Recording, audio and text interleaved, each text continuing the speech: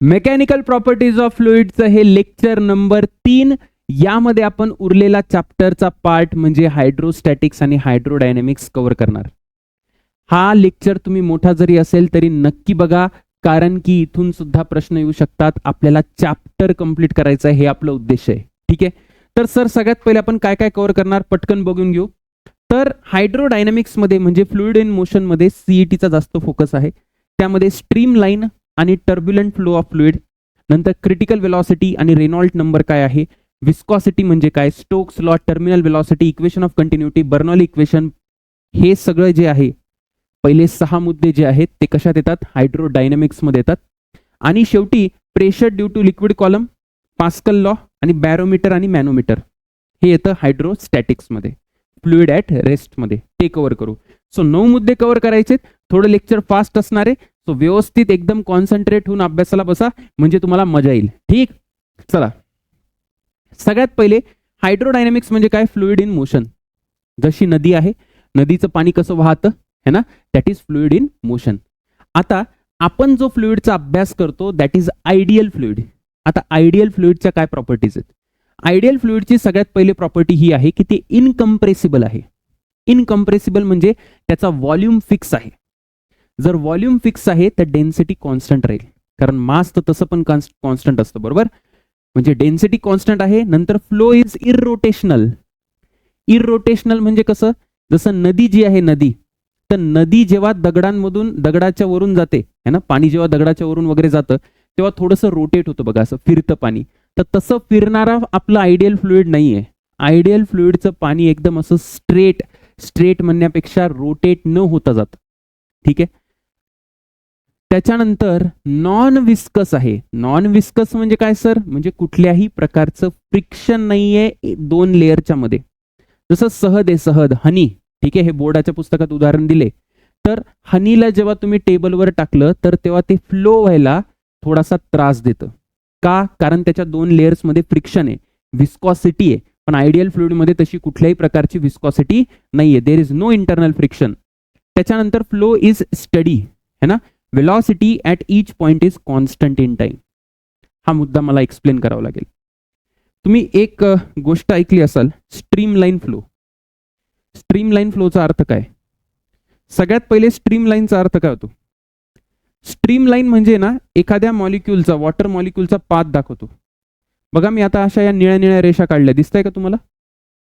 तर मी असं म्हणतोय की जे आपल्याकडे पाणी आहे ते असं वाहतंय है ना, पाणी असं वाहतंय. तर एक गोष्ट तुम्हाला लक्षात ठेवायची आहे की जसं मी हा पॉइंट म्हटला, ठीक आहे, या पॉइंटला सपोज V1 वेलॉसिटी आहे एखाद्या पार्टिकलची, आणि तो पार्टिकल जेव्हा थोडा पुढे जातो तर या पॉइंटला V2 वेलॉसिटी. ठीक, नंतर इकडे वेलॉसिटी किती आहे सर? V3 velocity. तर आपण असं म्हणत नाही, मी हे कधीच म्हटलं नाही की V1 is equal to V2 is equal to V3. हे चुकीचं आहे है ना. इक्वल असू पण शकतात किंवा नसू पण शकतात, याची गॅरंटी नाही आपल्याला. मी जनरल लिहिलंय नॉट इक्वल, म्हणजे वेगवेगळ्या पॉइंटला वेलॉसिटी बदलते, पाण्याची स्पीड बदलते. मात्र जसं या पॉइंटला V1 वेलॉसिटी आहे, हा वॉटर मॉलिक्यूल पुढे गेला, त्याला रिप्लेस करायला दुसरा पाण्याचा वॉटर मॉलिक्यूल आला, तर तो ज्या मॉलिक्यूलची या पॉइंटला जी स्पीड असेल ना ती V1च असेल. हा मुद्दा तुम्हाला लक्षात आला पाहिजे. काय म्हटलंय त्यांनी? Flow is study, velocity at each point is constant in time. Time नुसार बदलत नाही velocity at a particular point. आलं लक्षात है ना. म्हणजे इथल्या वॉटर मॉलिक्युलीतून 1000 जरी वॉटर मॉलिक्यूल गेले तरी त्याची स्पीड किती राहील? V2 राहील. आलं लक्षात. सो टाइम नुसार वेलॉसिटी फिक्स आहे एका पॉइंटची, ना की वेगवेगळ्या पॉइंट्सच्या वेलॉसिटी सेम आहे. आलं लक्षात. दुसरी गोष्ट अशी काय सर, की ह्या ज्या स्ट्रीम लाईन्स आहेत याला मी स्ट्रीम लाईन म्हणतो. कशाला स्ट्रीम लाईन म्हणतो? हे जे काढलंय ना मी, याला आपण म्हणतो बेटा stream line. Stream line. Stream line म्हणजे एखाद्या वॉटर मॉलिक्यूलचं तो मोशन दाखवतो. ठीक, या स्ट्रीम लाईन ज्या आहेत ना ह्या एकमेकाला पॅरलल असतात. आयडियल फ्लुइडच्या केसमध्ये इंटरसेक्शन होत नाही. ठीक आहे, एक मॉलिक्यूल दुसऱ्याच्या मार्गाची अडचण बनत नाही. आता बघा, आपल्याला कामाची जी गोष्ट आहे ती ही आहे, याच्यावर प्रश्न आलेले आहेत. कारण स्ट्रीम लाईन फ्लो आणि टर्ब्युलंट फ्लो. स्ट्रीम लाईन म्हणजे काय? स्मूथ फ्लो, एकदम आरामात एकदम फ्लो आहे with velocity smaller than certain critical velocity. Critical velocity म्हणजे ती वेलॉसिटी बघा, एका स्पीड पर्यंत हे एकदम व्यवस्थित स्मूथली चालेल, एकमेकाला इंटरसेक्ट न करता एकदम शांतपणे. पण जर तुम्ही जास्त स्पीड वाढवली तर असं वेडं वाकडं चालू शकतं बघा, याला आपण म्हणतो टर्ब्युलंट फ्लो. आणि हा काय सर, हा आयडियल फ्लो आहे. बघा या स्ट्रीम लाईन्स एकमेकाला काय आहेत बेटा, पॅरलल आहेत. टर्ब्युलंट फ्लो काय, irregular and unsteady flow when it's velocity increases beyond critical velocity. एकदम हाय स्पीडवर टर्ब्युलंट फ्लो होतो. ठीक. In a streamline flow, velocity of fluid at a given point is constant. Okay, प्रत्येक पॉइंटला सेम आहे असं नाही, त्या पॉइंटला टाइम नुसार चेंज करत नाही, त्या पॉइंटला तीच राहील. मग किती मॉलिक्युल होते त्या पॉइंटला. ठीक. In a turbulent flow, velocity of fluid at any point does not remain constant. Velocity बदलते टर्ब्युलंटला. जे स्ट्रीमलाईनला आहे ना त्याच्या अपोजिट टर्ब्युलंटला आहे. म्हणजे एका या पॉइंटला वेलॉसिटी v1 आहे, परत दुसरा मॉलिक्यूल त्याच पॉइंटला जेव्हा आला तेव्हा त्याची वेलॉसिटी बदलून जाईल. That is turbulent flow. ठीक. Two streamline can never intersect, they are always parallel. नेहमी लक्षात ठेवा, स्ट्रीमलाईन्स पॅरलल असतात. ठीक आहे. स्ट्रीमलाईन फ्लो मध्ये. टर्ब्युलंट मध्ये काय की एडी करंट म्हणजे असं वाकडं तिकडं फॉर्म होतं. आलं लक्षात. तर हे पॉइंट तुम्हाला लक्षात ठेवायचे. सीईटी बघा, सीईटीनी याच्यावर प्रश्न विचारलाय, डायरेक्ट प्रश्न आहे. काय प्रश्न आहे sir, in a turbulent flow मध्ये velocity of a fluid at any point, velocity काय, does not remain constant. विषय संपला. झालं. सिलेक्ट द रॉंग स्टेटमेंट काय म्हणते स्ट्रीमलाईन फ्लो साठी रॉंग स्टेटमेंट काय, velocity of a fluid at a given point is never constant. अरे it is always constant. तर हे करेक्ट आहे. हे रॉंग स्टेटमेंट आहे. रॉंग स्टेटमेंट सिलेक्ट करायला सांगितले, केले आपण सिलेक्ट. नेवर कॉन्स्टंट नाही, always constant at a particular point. ठीक आहे. Velocity smaller than critical velocity, हे स्टेटमेंट बरोबर आहे पण आन्सरचा पार्ट नाही. Layers are always parallel, its particle do not move in random direction, बरोबर आहे सगळं. ठीक आहे. त्यांनी रॉंग विचारलं, हे ऑप्शन आलं. त्याच्यानंतर critical velocity. Sir critical velocity काय, क्रिटिकल वेलॉसिटी बेटा ती वेलॉसिटी ज्याच्या पुढे पाण्याची स्पीड वाढली तर त्याचं रँडम मोशन मध्ये कन्व्हर्जन होतं, म्हणजे टर्ब्युलंट फ्लो होतो, म्हणजे स्ट्रीमलाईन राहत नाही. ठीक आहे. बघा, जेव्हा v is greater than vc तेव्हा टर्ब्युलंट फ्लो चालू होतो. टर्ब्युलंट फ्लो म्हणजे काय तुम्हाला माहिती आहे. ठीक. त्याच्यानंतर क्रिटिकल वेलॉसिटीचा हा फॉर्म्युला तुम्हाला डायरेक्ट पाठ करायचा आहे, बोर्डच्या पुस्तकात पण दिलाय. इथे सर आर काय आहे, रेनॉल्ट नंबर है ना. आर इज रेनॉल्ड्स नंबर, इटा इज कोफिशियंट ऑफ विस्कॉसिटी, हा कोफिशियंट ऑफ विस्कॉसिटी आहे. रो म्हणजे density, D is diameter of tube. लक्षात राहील, बोर्डची परीक्षा पण देत आहेत, सुंदर फॉर्म्युला लक्षात ठेवायचा आहे. ठीक आहे. त्याच्यानंतर जर मला इथून रेनॉल्ट नंबर पाहिजे तर मी काय करू शकतो, डेन्सिटीला इकडे मल्टिप्लाय करा, डायमीटरला मल्टिप्लाय करा आणि विस्कॉसिटीला डिवाइड करा, म्हणजे असं काहीतरी येईल. ठीक. आता रेनॉल्ट नंबर बद्दल काय सांगायचंय की हा डायमेन्शनलेस आहे, प्युअर नंबर आहे. हा प्युअर नंबर, कुठल्याही प्रकारचे डायमेन्शन नाही. नंतर काय, रेनॉल्ट नंबर जो आहे याचा फायदा काय sir, what is the use of Reynold number. Reynold number मला हे सांगतो की एखाद्या लिक्विडचं मोशन स्ट्रीमलाईन आहे की नाही. ठीक आहे. जसं की जर रेनॉल्ट नंबर हा 1000 पेक्षा कमी असेल तर स्ट्रीमलाईन मोशन आहे, 2000 पेक्षा जास्त असेल तर टर्ब्युलंट मोशन आहे, आणि 1000 ते 2000 मध्ये असेल, 1000 ते 2000 मध्ये असेल तर स्ट्रीमलाईन टू टर्ब्युलंट मध्ये कन्व्हर्जन होते. स्ट्रीमलाईन पासून हळूहळू टर्ब्युलंट मध्ये चाललाय, पूर्ण गेला नाहीये. आलं लक्षात. महत्वाचं काय, हा फॉर्म्युला काय sir, critical speed is equal to Reynold number coefficient of viscosity divided by density into diameter. ठीक आहे. प्रश्न बघा, in case of a liquid if a Reynold number is 1450 तर काय, 1000 ते 2000 मध्ये काय, change from streamline to turbulent direct. ठीक आहे. A liquid flowing in a pipe most streamline, तर लिक्विड सगळ्यात जास्त स्ट्रीमलाईन कधी राहील असं म्हटलंय. तर लिक्विडला स्ट्रीमलाईन जर राहायचं असेल तर आधी रेनॉल्ट नंबरचा फॉर्म्युला पाहिजे. आत्ता फॉर्म्युला बघितला आपण, काय फॉर्म्युला आहे, आर इज इक्वल टू काय, व्हीसी रो डी अपॉन इटा है ना. आर इज इक्वल टू बघा मी लिहितो, Reynold number is equal to VC density diameter upon coefficient of viscosity. बरोबर. आता बघा, मला स्ट्रीमलाईन मोशन कधी असतं, जेव्हा रेनॉल्ट नंबर 1000 पेक्षा कमी असतो, म्हणजे मला रेनॉल्ट नंबर काय पाहिजे, कमी पाहिजे. जर मला रेनॉल्ट नंबर कमी पाहिजे तर मला डेन्सिटी जास्त पाहिजे, नाही, डेन्सिटी काय पाहिजे, कमी पाहिजे, बरोबर. डेन्सिटी कमी पाहिजे कारण इथं न्यूमरेटरला आहे. डायमीटर ऑफ ट्यूब पण काय पाहिजे, कमी पाहिजे. आणि हा विस्कॉसिटी काय पाहिजे, हा कारण डिनॉमिनेटरला आहे. हा जेव्हा जास्त असेल तेव्हाच आर कमी असेल, हा जेव्हा जास्त असेल तेव्हा आर काय असेल, कमी असेल. म्हणजे विस्कॉसिटी जास्त पाहिजे. म्हणजे कुठला आन्सर आला सांग मला, कुठला आन्सर आलं. डेन्सिटी कमी, डायमीटर कमी आणि विस्कॉसिटी जास्त. बघा बरं, डेन्सिटी कमी, सगळ्यात पहिले डेन्सिटी कमी वाला ऑप्शन कुठले, तर बी आणि डी. बाकी हे उडवून टाका तुम्ही. डेन्सिटी कमी, डायमीटर कमी, स्मॉल रेडियस, हे लार्ज रेडियस, हा हे बरोबर आहे, बी बरोबर आहे. हाय विस्कॉसिटी, लो डेन्सिटी आणि लो डायमीटर किंवा लो रेडियस. आलं लक्षात, एकदम सिंपल चालू आहे, सगळं तुम्हाला माहिती आहे, ठीक आहे ना. सिंपल न्यूमेरिकल आहे. काय numerical, a glass tube of a uniform cross section is connected to a tap of a rubber tube. The tap is open slowly. Initially the flow of water in the tube is streamline. सुरुवातीला streamline आहे. The speed of flow of water to convert it into turbulent flow is. Turbulent flow पाहिजे मला, ठीक आहे. सगळा data देऊन ठेवलेला आहे. तर डेटा देऊन ठेवलाय तर डेटा जसंच तसं टाकायचा. आता क्रिटिकल स्पीडचा फॉर्म्युला माहिती आहे तुम्हाला, काय फॉर्म्युला होता, आता फॉर्म्युला बघितला आपण. बघा काय फॉर्म्युला आहे, Reynold number into eta upon rho D. Reynold number into eta upon rho into D. तर सबस्टिट्यूट करून आन्सर काढू लगेच, एकदम सोपं आहे. बघा हे हातातले मार्क इथून जायला नको. आर ची जागी काय येईल, 2500. त्याच्यानंतर इटा म्हणजे कोफिशियंट ऑफ विस्कॉसिटी किती आहे, 10⁻³ डिवायडेड बाय डेन्सिटी दिली का 10⁻³ युनिटचं लक्ष देवा, सगळं SI मध्ये, काही प्रॉब्लेम नाही आपल्याला. त्याच्यानंतर काय आलं, रेडियस. आता बघा इथं डायमीटर, आपण फॉर्म्युल्यामध्ये डायमीटर, इथं रेडियस दिले तर तुम्हाला इंटू 2 करावं लागेल आणि इंटू 10⁻², कारण मीटरमध्ये करायचंय मला, बरोबर आहे, मीटरमध्ये करायचंय. मग काय येणार आहे, मग तुम्ही जर नीट बघायला गेलं तर हे किती येईल, तर हा 10⁻² आणि इथे हे -1 यायला पाहिजे, ठीक. त्याच्यानंतर हे 2500/2 म्हणजे किती येतं, 1250.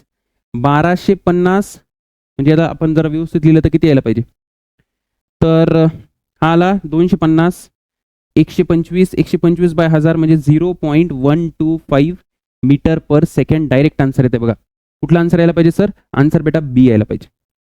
हा डायरेक्ट, काही जास्त मेहनत करायची गरज नाहीये, डायरेक्ट विस्कॉसिटीवर पोहोचलोय. बघा आपण हे छोटे छोटे टॉपिक्स आहे, इथून प्रश्न येतात, ठीक. विस्कॉसिटी काय बरं, विस्कॉसिटी म्हणजे फ्रिक्शन, 2 लेअर मधलं फ्रिक्शन, पाण्याच्या 2 लेयर्स मधलं काय फ्रिक्शन आहे, ठीक आहे. आता viscosity is the property of liquid. काय म्हणते बघा, by virtue of which relative motion, जे रिलेटिव्ह मोशन आहे 2 पाण्याच्या लेयर्स मधलं, कुठल्याही लिक्विडच्या लेअर मधलं, layers of fluid experience a dragging force. Dragging म्हणजे अपोजिंग फोर्स, आलं लक्षात, अपोजिंग फोर्स लागतो. आता इथे तुम्हाला 2 गोष्टी दाखवल्यात बघा. हा नॉन विस्कस फ्लो आहे. नॉन विस्कस फ्लो म्हणजे कुठल्याही प्रकारचं फ्रिक्शन जर नसेल है ना, तर हे सगळ्या स्ट्रीमलाईन दिसत आहे बघा. Different layers flow with the same velocity. सगळ्यांची अगदी, जो वरचा लेअर असेल पाण्याचा वरचा लेअर आणि जो खालचा लेअर असेल बॉटम, सगळ्यांची स्पीड काय असेल, सेम असेल. पण असं होतं का, असं होतं का, बिलकुल होत नाही. नदीचं जर तुम्ही असं वरून, नदीच्या वरून हात फिरवला तर वरचा लेअर मूव्ह करणार, त्याच्या खालचा थोडा कमी, नंतर कमी, असं करत करत बॉटम लेअर तर मूव्हच करत नाही. असं यामुळे होतं कारण नदीमध्ये काय असतं बेटा, फ्रिक्शन असतं, विस्कॉसिटी असते. ती आयडियल केस नाहीये, ठीक. इथे दिलंय बघा, महत्वाचा मुद्दा आहे, viscous flow, different layer flow with a different velocity. सगळ्यांची वेलॉसिटी काय डिफरंट आहे, ठीक आहे. सेंट्रल लेअर हे विचारू शकतात MCQ मध्ये. सेंट्रल लेअर जो सगळ्यात मधला लेअर आहे त्याची सगळ्यात जास्त वेलॉसिटी, बरं का. Flows the fastest and the outer most layer flows slowest. म्हणजे काय म्हणता येते, वरचा आणि हा खालचा जो लेअर आहे तो स्लोएस्ट आहे आणि मधला जो आहे तो फास्टेस्ट आहे विस्कॉसिटीमुळे, ठीक. आता बघा विस्कॉसिटीमध्ये तुम्हाला काय लक्षात ठेवायचंय की लिक्विड्समध्ये विस्कॉसिटी किंवा फ्रिक्शन का बरं असतं सर, तर कोहेसिव्ह फोर्स, कोहेसिव्ह म्हणजे अट्रॅक्टिव्ह फोर्समुळे असतं है ना, त्यांच्यामध्ये इंटरमॉलिक्युलर अट्रॅक्टिव्ह फोर्समुळे ते असतं. गॅसेसमध्ये पण फ्रिक्शन असतं, मात्र गॅसेसमध्ये फ्रिक्शन का असतं, कारण की त्या गॅसेसच्या मॉलिक्युल्सची धडक होते एकमेकांसोबत इंटरमॉलिक्युलर कोलिजनमुळे. आलं लक्षात, हे लक्षात ठेवा. त्याच्यानंतर जर टेम्परेचर वाढलं, हे विचारतात की जर टेम्परेचर वाढलं तर विस्कॉसिटीला काय फरक पडतो है ना, तुम्हाला आतापर्यंत माहिती असेल, थोडंसं बोर्डचा अभ्यास केला असेल तर, की कोफिशियंट ऑफ विस्कॉसिटीला हा जर जास्त असेल तर विस्कॉसिटी जास्त असते, है ना. कोफिशियंट ऑफ, जसा आपल्याला आपण 11वीत शिकलोय बघा, म्यू आठवतोय का तुम्हाला, कोफिशियंट ऑफ फ्रिक्शन, जो जमिनीमध्ये आणि एखाद्या दुसऱ्या ऑब्जेक्टमध्ये असतो, है ना, असं कोफिशियंट ऑफ फ्रिक्शन म्यू. तसंच इथे काय ईटा, है ना. ईटा म्हणजे काय सर, कोफिशियंट ऑफ विस्कॉसिटी. तर जर टेम्परेचर वाढवलं तर लिक्विडमध्ये जो कोफिशियंट ऑफ विस्कॉसिटी ती कमी होते की जास्त होते सांगा सर. लिक्विडमध्ये कमी व्हायला पाहिजे. लिक्विडमध्ये फ्रिक्शन कमी होतं कारण इंटरमॉलिक्युलर फोर्स ऑफ अट्रॅक्शन कमी होतो, है ना, ते मॉलिक्युल्स दूर दूर जातात. मात्र गॅसेसमध्ये फ्रिक्शन वाढतं. हा डायरेक्ट प्रश्न विचारू शकतात. टेम्परेचर वाढवल्यानंतर गॅसेसमध्ये फ्रिक्शन वाढतं का, कारण कोलिजन जास्त होतं. हे कायनेटिक थेअरी ऑफ गॅसेसमध्ये आपण शिकणार जो नेक्स्ट टॉपिक आहे. आलं लक्षात? ठीक आहे सर. त्याच्यानंतर तुम्हाला काय माहिती पाहिजे, वेलॉसिटी ग्रेडियंट. वेलॉसिटी ग्रेडियंट काय आहे सांगा. आता लक्ष द्या. The rate of change of velocity with distance measured from a stationary layer. Stationary layer कुठला पकडला सर तुम्ही? स्टेशनरी लेअर बेटा आपण खालचा पकडला, है ना. हा सगळ्यात खालचा जो आहे स्टेशनरी लेअर आहे, बोर्डच्या पुस्तकामधूनच घेतलंय मी. Is called as a velocity gradient. म्हणजे काय, खालचा लेअर रेस्टला, हे तुला माहिती आहे. तर जसं जसं आपण खाली जाऊ ना तसं तसं स्पीड कमी होणार आहे, बरोबर. आता इथे बघा, हा व्ही प्लस डी व्ही, जसं वरच्या लेअरची स्पीड आपण पकडली व्ही प्लस डी व्ही, त्याचं थोडंसं खाली गेलो मी, थोडंसं खाली म्हणजे मी थोडंसं असं डीएक्स डिस्टन्स खाली गेलो. तर आता इथे किती स्पीड झाली, व्ही स्पीड झाली, बरोबर आहे ना, व्ही स्पीड झाली. तर किती स्पीड बदलली सांगा बरं. तर या दोघांचा जो डिफरन्स आहे V plus D V minus V, है ना, ही चेंज इन स्पीड आहे, म्हणजे हे किती आलं डी व्ही. आता ही जी चेंज इन स्पीड आहे डिवायडेड बाय जर डिस्टन्स केला, डिस्टन्स किती आहे, दोन लेअर मधला डिस्टन्स किती, परपेंडिक्युलर डीएक्स आहे. तर हे जे डी व्ही बाय डीएक्स आहे ना, यालाच आपण काय म्हणतो, वेलॉसिटी ग्रेडियंट. ठीक आहे. वेलॉसिटी कशी बदलते आहे, दोन लेयर्स मधली वेलॉसिटी कशी बदलते हे मोजतं ते, है ना. विथ रिस्पेक्ट टू काय, डिस्टन्स. कुठून डिस्टन्स मेजर करतो आपण, खालून मेजर करतो. या दोन लेअर मधला. जसं आता एक गोष्ट तुम्ही नेहमी लक्षात ठेवा की जर स्ट्रीमलाईन फ्लो असेल, स्ट्रीमलाईन फ्लोसाठी delta V by delta X, कुठल्याही दोन लेअरचे जर तुम्ही वेलॉसिटीचा डिफरन्स डिवायडेड बाय त्यांच्यामधला जर डिस्टन्स याचा रेशो काढला तर हा नेहमी काय असतो बेटा, कॉन्स्टंट असतो. हां, याच्यावर न्यूमरिकल पण आहे, कॉन्स्टंट असतो. कशासाठी सर, स्ट्रीमलाईन फ्लोसाठी, streamline motion. Okay okay sir. आता आपल्याला फ्रिक्शनचा फॉर्म्युला पाहिजे की नेमकं दोन लेयर्स मधलं फ्रिक्शन कसं कॅल्क्युलेट करतात. तर हा फॉर्म्युला तुम्हाला माहिती पाहिजे की काय फॉर्म्युला आहे. फॉर्म्युला आहे माझ्याकडे, friction is equal to eta A D V by D X. Eta म्हणजे काय, कोफिशियंट ऑफ विस्कॉसिटी, ही लिक्विडची प्रॉपर्टी, लिक्विड आणि त्या लेअर मधला जो काही फोर्स असेल, है ना, त्याची प्रॉपर्टी. एरिया, ए म्हणजे काय, एरिया. कुठला एरिया, हे पॉइंट दिलाय बघा तुमच्या बोर्डच्या पुस्तकात, area of layer parallel to the direction of flow. ज्या दिशेला लिक्विड चाललंय ना त्या दिशेच्या पॅरलल एरिया पाहिजे. बघा हा एरिया आहे, सपोज हा एरिया आहे आणि माझं लिक्विड कसं चाललंय, लिक्विड असं चाललंय. तर हा जो एरिया आहे, हा एरिया हा लिक्विडच्या फ्लोच्या पॅरलल आहे. सो तो एरिया आपण घेतो. ठीक आहे. सो ईटा ए आणि dv by dx. Dv by dx म्हणजे काय, डीव्ही बाय डीएक्स म्हणजे वेलॉसिटी ग्रेडियंट आहे. आलं लक्षात? सिंपल फॉर्म्युला आहे, न्यूमरिकल मी तुम्हाला सांगेल कसं करायचं. त्याच्यानंतर तुला काय माहिती पाहिजे की कोफिशियंट ऑफ विस्कॉसिटी हा जो कॉन्स्टंट आहे, ठीक आहे, त्याचे डायमेन्शन जर तुला विचारले तर काढता येतील, 100% काढता येतील, इथून काढू शकतो डायमेन्शन. ठीक. युनिट काय सर याचं युनिट काय, तर एसआय युनिट याचं असतं pascal second. Okay, pascal second SI unit असतं. सीजीएस युनिट काय असतं, सीजीएस युनिट असतं poise. Poise is a CGS unit. ठीक. आता एक गोष्ट लक्षात घ्या की पॉइज आणि म्हणजे सीजीएस आणि एसआय मध्ये काय संबंध आहे, कन्वर्जन महत्वाचं आहे. तर एक पॉइज म्हणजे असतो बेटा 10⁻⁻1 पास्कल सेकंड. एक पॉइज म्हणजे 10⁻⁻1 पास्कल सेकंड. त्याच पद्धतीने एक पास्कल सेकंड म्हणजे किती असतो, 10 पॉइज असतो. असं लक्षात ठेवा, 10चा कन्वर्जन फॅक्टर आहे, बरोबर. सीजीएस युनिट मोठं आहे का एसआय, मला सांगा SI का CGS? सर SI मध्ये जास्त व्हॅल्यू यायला पाहिजे, म्हणजे ओव्हरऑल जी क्वांटिटी ती मोठी असायला पाहिजे. बरोबर आहे. म्हणजे एक SI युनिट म्हणजे pascal second is equal to 10 times CGS unit म्हणजे पॉईज. आलं लक्षात? एकदम सोपं आहे, काहीच नाही. हा फॉर्म्युला पाठ आहे सर आपल्याला. आपण डायरेक्ट न्यूमेरिकल बघू. काय काय विचारले बघा आता. CET काय काय विचारते. According to Newton law of viscosity for a streamline flow. बरं, streamline flow the viscous force A dv by dx. Here A represents. A काय आहे? ए. तर ए काय आहे बघा. ए आपल्याला मी तुम्हाला आता सांगितलं area of the layer parallel to the direction of flow. Direct प्रश्न आहे, डायरेक्ट है ना. हे बोर्डच्या पुस्तकाला जर तुम्ही वाचलं ना तर तुम्हाला लक्षात येईल. Velocity of water in river is. काय काय विचारलंय बघा. क्वेश्चन कसं सॉल्व्ह करायचं. रिव्हरची वेलॉसिटी दिली आहे, अप्पर सरफेसची दिली बरं का, अप्पर सरफेसची दिली आहे. तर river is 10 metre deep, 10 metre deep आहे. थोडं एक प्रश्नासाठी तुम्हाला डायग्राम काढून दाखवतो. असं काहीतरी आहे. याची वेलॉसिटी दिली आहे, की दिली आहे 9 किलोमीटर पर आवर. किती डीप आहे सर? ती डेप्थ आपल्याला दिली आहे 10 मीटर. आणि अशी रिव्हर आहे, ठीक. आणि मध्ये काय आहे? मध्ये पाणी असेल. पुढे काय म्हणतायत ते? पुढे काय पाहिजे त्यांना?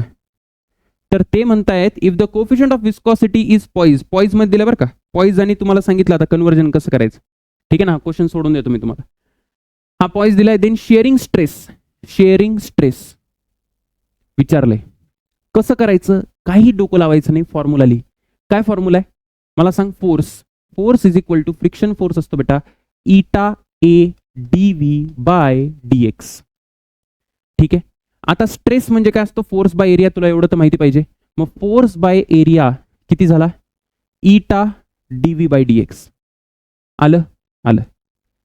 मला सांगा तुम्हाला इटा दिलाय का? इटा. इटा म्हणजे काय सर? Coefficient of viscosity 10⁻⁻2 पॉईज. मी जर SI मध्ये केलं तर काय करावं लागेल मला? SI मध्ये नीट लक्ष द्या. एक पॉईज म्हणजे किती असतो? 10⁻⁻1 पास्कल सेकंद है ना. SI मध्ये असतो म्हणून इंटू 10⁻⁻1 केलं. आता dv बाय dx कसं काढायचा? dv बाय dx काढायचा असेल तर बघा इथली वेलॉसिटी 9 आहे. खालच्या लेअरची वेलॉसिटी किती येतो? तर रेस्टला असतो म्हणजे 0 किलोमीटर पर आवर झाली. म्हणजे जर मला इथून dv बाय dx काढायचं आहे, मी म्हटलं ना तुम्हाला कुठल्याही दोन लेअर मधला जो वेलॉसिटीचा डिफरन्स आहे डिवायडेड बाय डिस्टन्स तो कॉन्स्टंट असतो. म्हणजे मी direct this velocity minus this velocity upon distance केलं तर मला एकच मिळणार आहे. ठीक. dv by dx is equal to किती येईल? हे यायला पाहिजे 9 - 0 अपॉन 10. पण आता इथे एक चूक करायची नाही. काय करायचं? याला तुम्ही आधी मीटर पर सेकंड मध्ये कन्वर्ट करून घ्या. तर 9 इंटू 5/18 बरोबर आणि डिवायडेड बाय 10 SI मध्ये करून घेतलं तर हे किती आलं? हे यायला पाहिजे 9 1 9 9 2 18. आता हे 5/20 म्हणजे हे 0.25 येते का? 0.25 मीटर पर सेकंड येते का? बघा बरं एकदा चेक करा. 9 1 9 9 2 18 हा 20 आणि हा 0.25 मीटर पर सेकंड येते. आता कॅल्क्युलेशन करू आपण. पटकन कॅल्क्युलेशन करून टाकूयाचं. हे किती येणार आहे? dv बाय dx च्या जागी मी दिली तो इथं 0.25. मालक आहे 10 टू द पॉवर हे -3. अच्छा 10 to the power -3 0.25 into 10 to the power -3 हे बरोबर आन्सर आहे. आलं लक्षात कसं कॅल्क्युलेशन करायचं? हा सोपं एकदम बेटा, काही अवघड नाही आहे. पुढे बघा a metal plate of area दिलाय. एरिया किती दिलाय? एरिया दिलाय मला 100 सेंटीमीटर स्क्वेअरचा आधी मीटर स्क्वेअर मध्ये करून घे. Rest on layer of oil 2 mm thick. Thick जे आहे ना थिकनेस म्हणजे डेल्टा एक्स दिलाय तुला. किती दिलाय? 2 mm म्हणजे 2 into 10 to the power -3 metre. ठीक आहे. अ फोर्स देऊन ठेवलाय म्हणजे हा कुठला फोर्स असेल?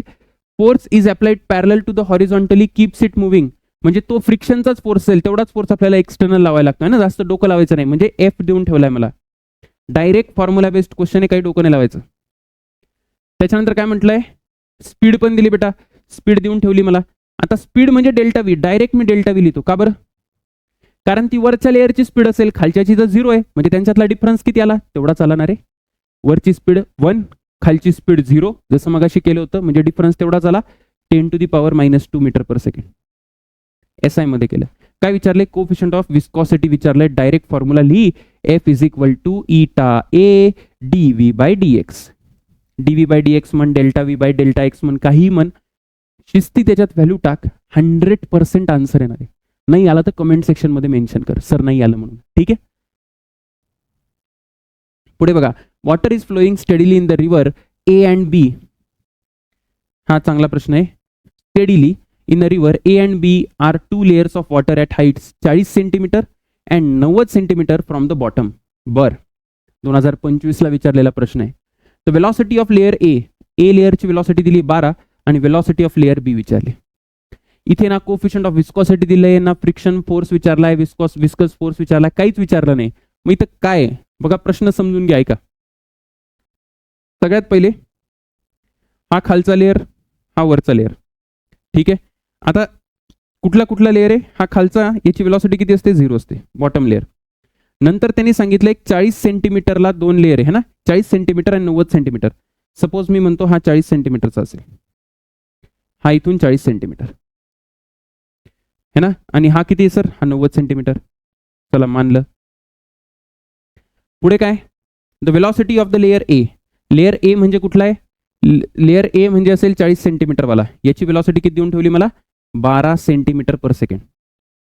आणि मला याची वेलॉसिटी विचारली, let us say v2 is equal to question mark. मला माहिती नाही. मी तुम्हाला मगाशी पण सांगितलं होतं की dv बाय dx कॉन्स्टंट असतो, बरोबर आहे का?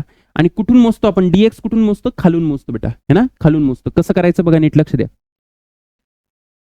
डायरेक्ट मी लिहितो, काय लिहितो की v2 मायनस 0 का बरं? कारण या लेअरची 0 आहे, डिवायडेड बाय किती डिस्टन्स आहे? 90 इज इक्वल टू हा डेल्टा एक्स झाला, बरोबर.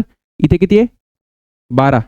12 मायनस 0 डिवायडेड बाय 40. युनिट्सचं काही करायचं नाही, चेंज करू नका युनिट्स, कारण कॅन्सल होऊन जातील शेवटी. ठीक. मग हे किती आलं? v2 is equal to 9/4 into 12. 4 1 4, 4 त्रिक 12, 9 त्रिक 27. 27 आहे का ऑप्शनमध्ये? असायला पाहिजे. 27 is the correct answer. Okay, good question. Idea घेत चला की सर कसं डोकं लावतात. आलं लक्षात? Okay. Stokes law. Stokes law काय? स्टोक्स लॉ वरून भरपूर प्रश्न येतात, तो आपल्याला व्यवस्थित करायला लागेल आणि अगदी सोपे प्रश्न येतात. ठीक आहे. तर सगळ्यात पहिले स्टोक्स लॉ काय सांगतो? तर स्टोक्स लॉ हे सांगतो की जर एखादा स्पियर, एखादं स्पेरिकल बॉडी एखाद्या विस्कस मीडियम मधून, जसं की पाणी असेल, हवा असेल, जिथे फ्रिक्शन आहे, जर जात असेल, ठीक आहे, तर त्याच्यावर त्याच्या मोशनच्या विरुद्ध दिशेला, हा खाली चालला असेल तर मोशनच्या विरुद्ध दिशेला एक फ्रिक्शन फोर्स लागतो, ज्याला आपण विस्कस फोर्स म्हणतो. आणि तो जो फ्रिक्शन फोर्स आहे त्याला लिहिता येतं 6 पाय ईटा आर व्ही. इथं व्ही म्हणजे त्याची स्पीड आहे, आर म्हणजे त्याचा रेडियस आहे, इटा म्हणजे कोफिशियंट ऑफ विस्कॉसिटी आहे. हे सांगायची वेगळी गरज नाहीये. ठीक. आता टर्मिनल वेलॉसिटी काय सर? टर्मिनल वेलॉसिटी म्हणजे ज्या वेळेस याच्यावर नेट फोर्स 0 राहील किंवा मॅक्सिमम स्पीड असताना जेव्हा स्पीड एकदा कॉन्स्टंट होऊन जाईल, तर ह्याचं काय होऊन जाईल बेटा? ती वेलॉसिटी टर्मिनल वेलॉसिटी. समजवतो काय बघा. सगळ्यात पहिले याच्यावर लागणारे फोर्सेस कुठले? थोडंसं फोर्सेस मार्क करून घेऊ आपण. खाली फोर्स लागत असणारे याचं वेट आणि वरती फोर्स लागत असणारे बॉयंट फोर्स. तुम्हाला माहिती आहे बॉयंट फोर्स म्हणजे काय? जे पाणी लावतो वरच्या डायरेक्शनला, है ना, बॉयन्सी माहिती आहे तुम्हाला. तर आता बघा, हा जो फोर्स आहे कुठला? Viscous force. तो एकटाच फोर्स आहे जो बदलतोय.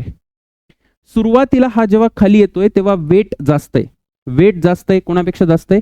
बॉयंट फोर्स प्लस फ्रिक्शन पेक्षा जास्त आहे, बरोबर. म्हणून तो खाली येतोय.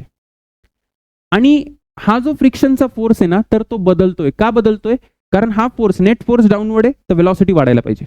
नेट फोर्स डाऊनवर्ड म्हटल्यावर ऍक्सेलरेशन असेल, खाली ऍक्सेलरेशन असेल तर वेलॉसिटी वाढेल. जसं वेलॉसिटी वाढली तसं हा फोर्स वाढला.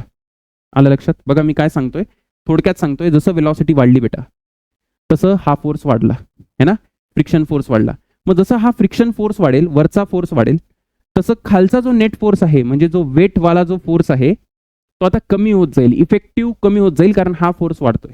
म्हणजे ऍक्सेलरेशन कमी होत जाईल. पण अजून पण वेलॉसिटी वाढतच राहील, कारण जोपर्यंत ऍक्सेलरेशन नॉन झिरो आहे, है ना, अजून पण नेट फोर्स डाऊनवर्डच आहे. सो आता स्पीड वाढतच राहणार आहे, फक्त rate of increase of speed कमी होईल. जेवढं समजलं तेवढं समजलं, नाही तर फॉर्म्युला सांगेल, काळजी करू नका. ठीक आहे. तर मग हळूहळू काय होतं?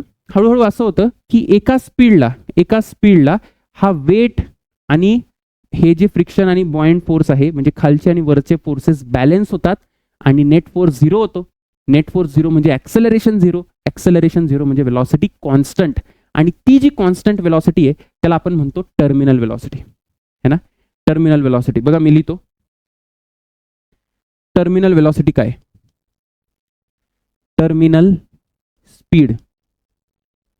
टर्मिनल स्पीड म्हणजे काय बेटा, ही मॅक्सिमम स्पीड, ठीक आहे, attained, maximum speed attained by sphere आहे, कारण त्याच्या पुढे ऍक्सेलरेशन 0 होतं, ठीक आहे ना, मग स्पीड बदलत नाही, तीच मॅक्सिमम स्पीड असते.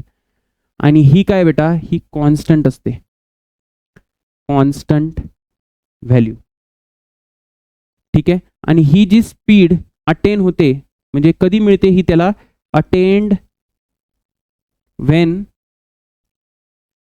Sphere is in equilibrium. इक्विलिब्रियमला जेव्हा असेल तेव्हा असं होतं. इक्विलिब्रियम म्हणजे काय, net force 0. Sir net force 0 आहे तर बॉडी का मूव्ह करेल, अरे फोर्स 0 असला तरी बॉडी मूव्ह करते, आलं लक्षात, कारण त्याच्याकडे वेलॉसिटी असते, ठीक आहे. आता एक लक्षात द्या, इक्वेशन कशी लिहायची, इक्विलिब्रियमला मी लिहू शकतो buoyant force plus friction force is equal to W, वरचा फोर्स इज इक्वल टू खालचा फोर्स, बरोबर. इथून मला येईल friction force is equal to weight minus buoyant force, हे लक्षात ठेवा. तुम्हाला विचारतील की हा विस्कस फोर्स किती आहे, तर वेट मायनस बॉयंट फोर्स हा एक फॉर्म्युला आहे, ठीक. त्याच्यानंतर एफ इज इक्वल टू, वेटला कसं लिहू शकतो मी, थोडंसं नीट लक्ष द्या. आता जर मी रो डेन्सिटी पकडली, कोणाची, स्पियरची डेन्सिटी पकडली, आणि सिग्मा डेन्सिटी पकडली, कोणाची, मीडियमची किंवा लिक्विडची पकडली, तर मला कसं लिहिता येईल, वेटला आपण लिहितो मास इंटू जी, एम जी. मासला कसं लिहू शकतो मी, मासला लिहू शकतो मी डेन्सिटी इंटू व्हॉल्यूम. मग आता डेन्सिटी कोणाची, डेन्सिटी स्पियरची, कारण स्पियरचा मास लिहितोय, density into volume into G, minus buoyant force कसं लिहितो आपण, buoyant force is V into density, कोणाची डेन्सिटी, लिक्विडची डेन्सिटी, बरोबर आहे. म्हणजे मी असं लिहिता येईल मला density of liquid into volume into G, ठीक आहे. आता याला कसं लिहायचं बघा, थोडंसं सावधानीपूर्वक. याला एफ इज इक्वल टू, हा जो विस्कस फोर्स आहे त्याला कसं लिहिता येतं, व्ही रो जी जर मी कॉमन काढलं, व्ही रो जी जर कॉमन काढलं तर इथे काय येतं. आता तुम्हाला मॅथ्स समजलं नाही तरी ठीक आहे, पाठ करा, काही हरकत नाही, मी तुम्हाला सांगतो काय महत्वाचं याच्यात. व्ही रो जी जर कॉमन काढलं तर इथे बेटा 1 मायनस सिग्मा बाय रो, हा फॉर्म्युला तुम्ही लक्षात ठेवा, ठीक आहे. V rho G is nothing but weight of the sphere, म्हणजे F is equal to M G 1 minus sigma by rho, यावर प्रश्न येतात. विस्कस फोर्सचा हा फॉर्म्युला आहे, विस्कस फोर्स, ठीक आहे, विस्कस फोर्स किंवा फ्रिक्शन फोर्स, ठीक. हा फॉर्म्युला एक लक्षात ठेवायचा तुम्हाला, ही इक्वेशन एक लक्षात ठेवायची, क्लिअर आहे, ओके. आणि टर्मिनल वेलॉसिटीचं जे डेरिवेशन येतं ते डेरिवेशन मी नाही करून देत, पण त्याचा फॉर्म्युला महत्वाचा आहे, तो फॉर्म्युला तुम्हाला पाठ असेल, मला माहिती आहे की जी टर्मिनल स्पीड असते, टर्मिनल स्पीड, त्याचा फॉर्म्युला असतो 2/9 r², खाली येतो इटा, आणि इथे यायला पाहिजे रो मायनस सिग्मा, है ना, row minus sigma into g. हा फॉर्म्युला तुम्हाला पाठ पाहिजे, आलं लक्षात. पाठ राहील का, हो राहील. जायचं पुढे, चला, है ना, पटपट बघून घ्या हे काय काय प्रश्न बघू आपण आता कसे येतात. एकदम सोपे प्रश्न आहे, व्यवस्थित लक्ष द्या, आपण प्रश्नांना उडवायचे पटपट. The radius of two spheres P and Q of same material, same material म्हणजे काय, सेम आहे, इथे रो सेम आहे बेटा त्यांचा. Falling in a viscous liquid म्हणजे ते एकच लिक्विड आहे, म्हणजे त्याचा सिग्मा पण सेम असेल, डेन्सिटी ऑफ लिक्विड पण सेम असेल. आर इन द रेशो, रेडियसचा रेशो दिलाय, आणि टर्मिनल वेलॉसिटीचा रेशो विचारलाय. अत्यंत सोपं आहे बघा, नीट लक्ष द्या. टर्मिनल वेलॉसिटीचा फॉर्म्युला माहिती तुम्हाला, काय फॉर्म्युला आहे sir, V is equal to, काय आता लिहिला होता मी, 2/9 eta r² rho minus sigma into G. सगळं सेम आहे, 2 same, 9 same, eta same, rho same, sigma same, G same आहे, फक्त रेडियस बदलतोय. मी डायरेक्ट लिहितो V1/V2 is equal to R1² कारण व्हॅल्यू टाक, काय सर, R1/R2 व्हॅल्यू टाकली तर 3² म्हणजे हे यायला पाहिजे 9/4. 9/4 एकदम बालवाडीचा प्रश्न है ना, फुल टॉस. पुढचा बघा, the speed of ball of radius 2021चा प्रश्न, radius 2 centimetre in a viscous liquid is, दिली आपल्याला speed, what will the speed of the ball of radius 1 centimetre. 1 सेंटीमीटरचं किती राहील? आत्ता तर केलं ना, हेच इक्वेशन लाव बेटा. काय डोकं लावायची गरज आहे? V1 upon V2 is equal to R1 square upon R2 square. पहिली वेलॉसिटी किती दिली त्यांनी? 20 डिवायडेड बाय V2 मला माहिती नाही, इज इक्वल टू पहिल्याची रेडियस किती आहे? 2चा स्क्वेअर अपॉन 1चा स्क्वेअर इज इक्वल टू किती आलं? हे 4 आलं. म्हणजे V2 किती पाहिजे? 5. एकदम एकदम एकदम सोपं आहे सर, एकदम सोपं आहे ना. पुढे बघा काय प्रश्न आहे. N small water drops of same size, छोटे छोटे वॉटर ड्रॉप्स आहे ऑफ सेम साइज, ठीक आहे, fall through air with a constant velocity. Constant velocity म्हटलं तर ते टर्मिनल वेलॉसिटीची गोष्ट करता आहात है ना. दे कोलेस म्हणजे एकत्र येणे to form a big drop. मोठा ड्रॉप आहे रेडियस कॅपिटल आरचा. तर मोठ्या ड्रॉपची वेलॉसिटी विचारली, ठीक आहे. ते एक गोष्ट लक्षात ठेव बेटा, छोट्या ड्रॉपची वेलॉसिटी कसं लिहू शकतो तू? छोट्या ड्रॉप कुठल्याही एका छोट्या ड्रॉपची वेलॉसिटी लिही. जसं मी V1 म्हटलं, काय येईल ते? 2/9 R square rho minus sigma G upon eta. तर छोट्या आणि मोठ्यामध्ये काय बदललं? फक्त रेडियसच बदलला ना. अरे जरी N ड्रॉप्स असले तर मी एका ड्रॉपची ही वेलॉसिटी लिहू शकतो की नाही? लिहू शकतो, कारण त्याचा रेडियस तर छोटा आहे. मग तसंच मला जर V2 पाहिजे असेल मोठ्या ड्रॉपची, तर मी डायरेक्ट लिहितो बेटा V1 upon V2 is equal to R square, छोट्याचा रेडियस अपॉन मोठ्याचा रेडियस. झालं. आता इथे बघ, छोट्याचा रेडियस अपॉन मोठ्याचा रेडियस. आता V1 पहिल्याची स्पीड किती दिली मला? V दिली आहे, डिवायडेड बाय V2 मला माहिती नाही, R square upon capital R square. मग V2 किती येईल सांग मला? V2 किती येईल? V2 येईल R square upon small r square, बरोबर. R square upon small r square into capital V. कुठला ऑप्शन येते बघ? कुठला ऑप्शन येते? मोठा r चा स्क्वेअर अपॉन छोटा r चा स्क्वेअर, मोठा r चा स्क्वेअर अपॉन छोटा r चा स्क्वेअर है ना. ए ऑप्शन येते, काहीच डाऊट नको सर याच्यात, नो डाऊट्स ॲट ऑल. अजून एक गोष्ट सांगतो तुला, काय? जर त्यांनी मला कॅपिटल आर ची व्हॅल्यू दिली नसती, इथे तर कॅपिटल आर च्या टर्म्स मध्ये आन्सर आहे, जर कॅपिटल आर च्या टर्म मध्ये आन्सर नसतं दिलं तरी मला काढता आलं असतं. का?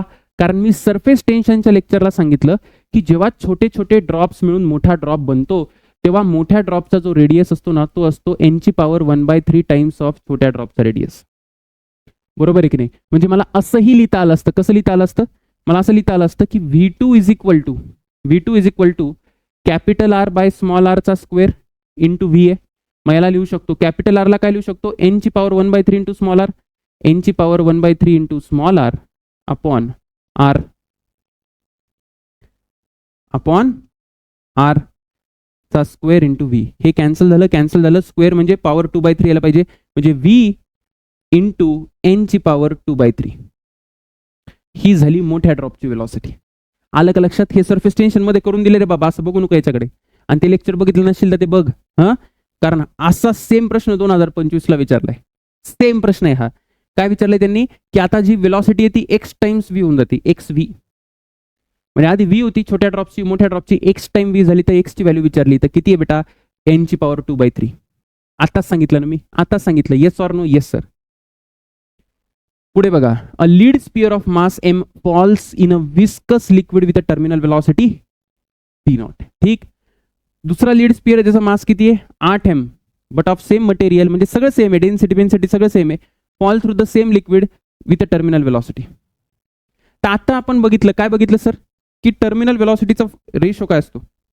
सगळं बाकी सेम असेल तर मी म्हणू शकतो V1 upon V2 is equal to R1 upon R2 चा स्क्वेअर. पण सर रेडियस नाही दिलं ना त्यांनी, पण मास तर दिलं ना. मास दिलं की नाही? आता ऐक बेटा, मास असतं डेन्सिटी इंटू व्हॉल्यूम, बरोबर. Mass is directly proportional to volume आणि volume is directly proportional to R cube. ए दादा, स्पियरचा volume is directly proportional to R cube, म्हणून मी म्हणू शकतो volume is directly proportional to R cube आणि mass is directly proportional to volume, म्हणजे mass is directly proportional to R cube.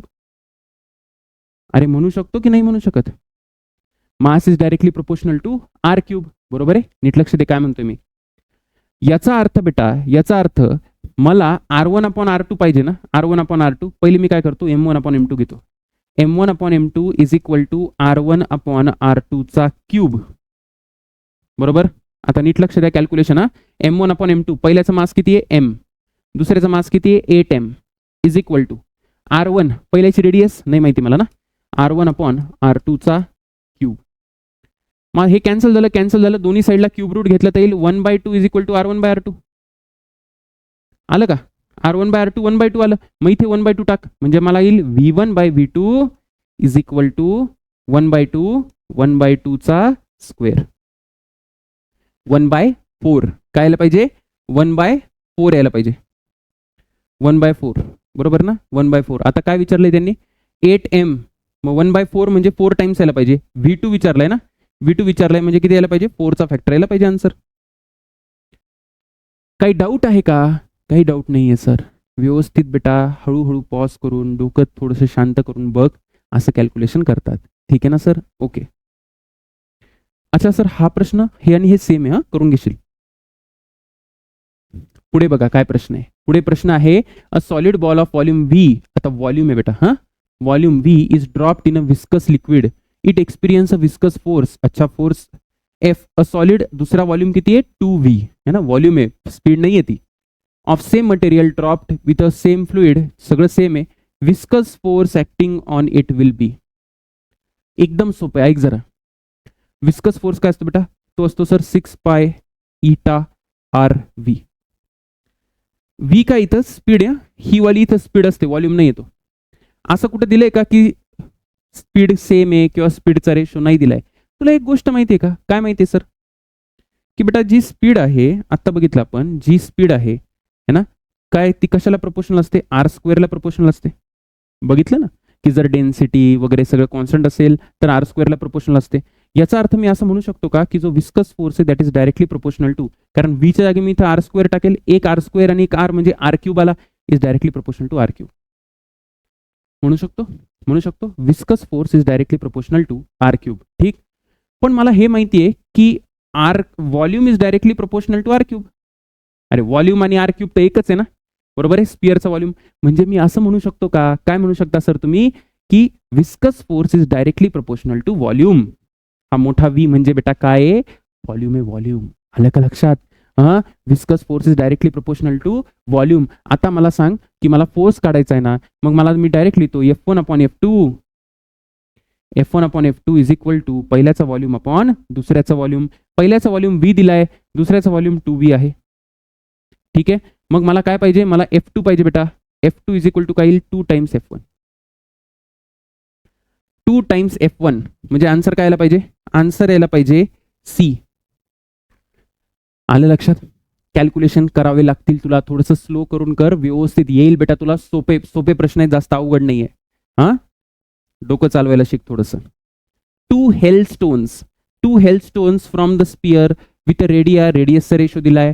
From a great height through the atmosphere. Ratio of their momenta. Momenta म्हणजे sir mass into speed, बरोबर आहे. When they attain respective terminal velocity is. बघ आता तुला प्रश्न कसा उडवायचा बघ, प्रॅक्टिस केल्याचा फायदा. मोमेंटम असतं सर मास इंटू वेलॉसिटी. मास कशाच्या प्रोपोर्शनल असतं? मास कशाच्या प्रोपोर्शनल असतं? आता शिकवलं मी तुला, बघ कुठे गेलं sir. Mass is directly proportional to r³. शिकलो का? आणि जी स्पीड आहे that is directly proportional to r². बरोबर आहे. म्हणजे मी असं म्हणू शकतो की P is directly proportional to मासच्या जागी टाक r³ आणि स्पीडच्या जागी टाक बेटा r². म्हणजे momentum is directly proportional to r⁵. आलं? त्यांनी रेशो विचारलाय, आता मी डायरेक्ट लिहितो P1/P2 is equal to R1/R2 ची पॉवर 5. म्हणजे किती आलं हे? 1/2 ची पॉवर 5. म्हणजे हे यायला पाहिजे 1/32. 1/32. आलं लक्षात? Okay sir.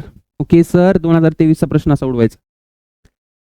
A small metal sphere of radius r falls from rest in a viscous liquid. एका viscous liquid मध्ये तो पडला. Due to friction heat is produced. बरं बाबा, heat produce झाली. The rate of production of heat. चांगला प्रश्न आहे बरं का, चांगला प्रश्न आहे. Rate of production of heat म्हणजे काय ना, पॉवर असतं बेटा.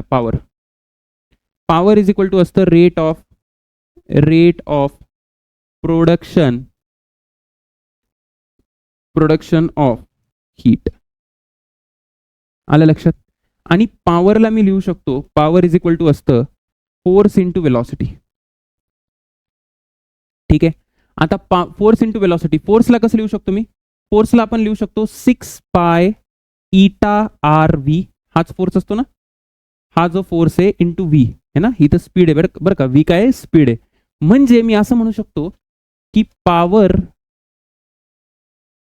Is directly proportional to R into व्हीचा स्क्वेअर. बरोबर ना, 6 पाय इटा तर कॉन्स्टंट आहे.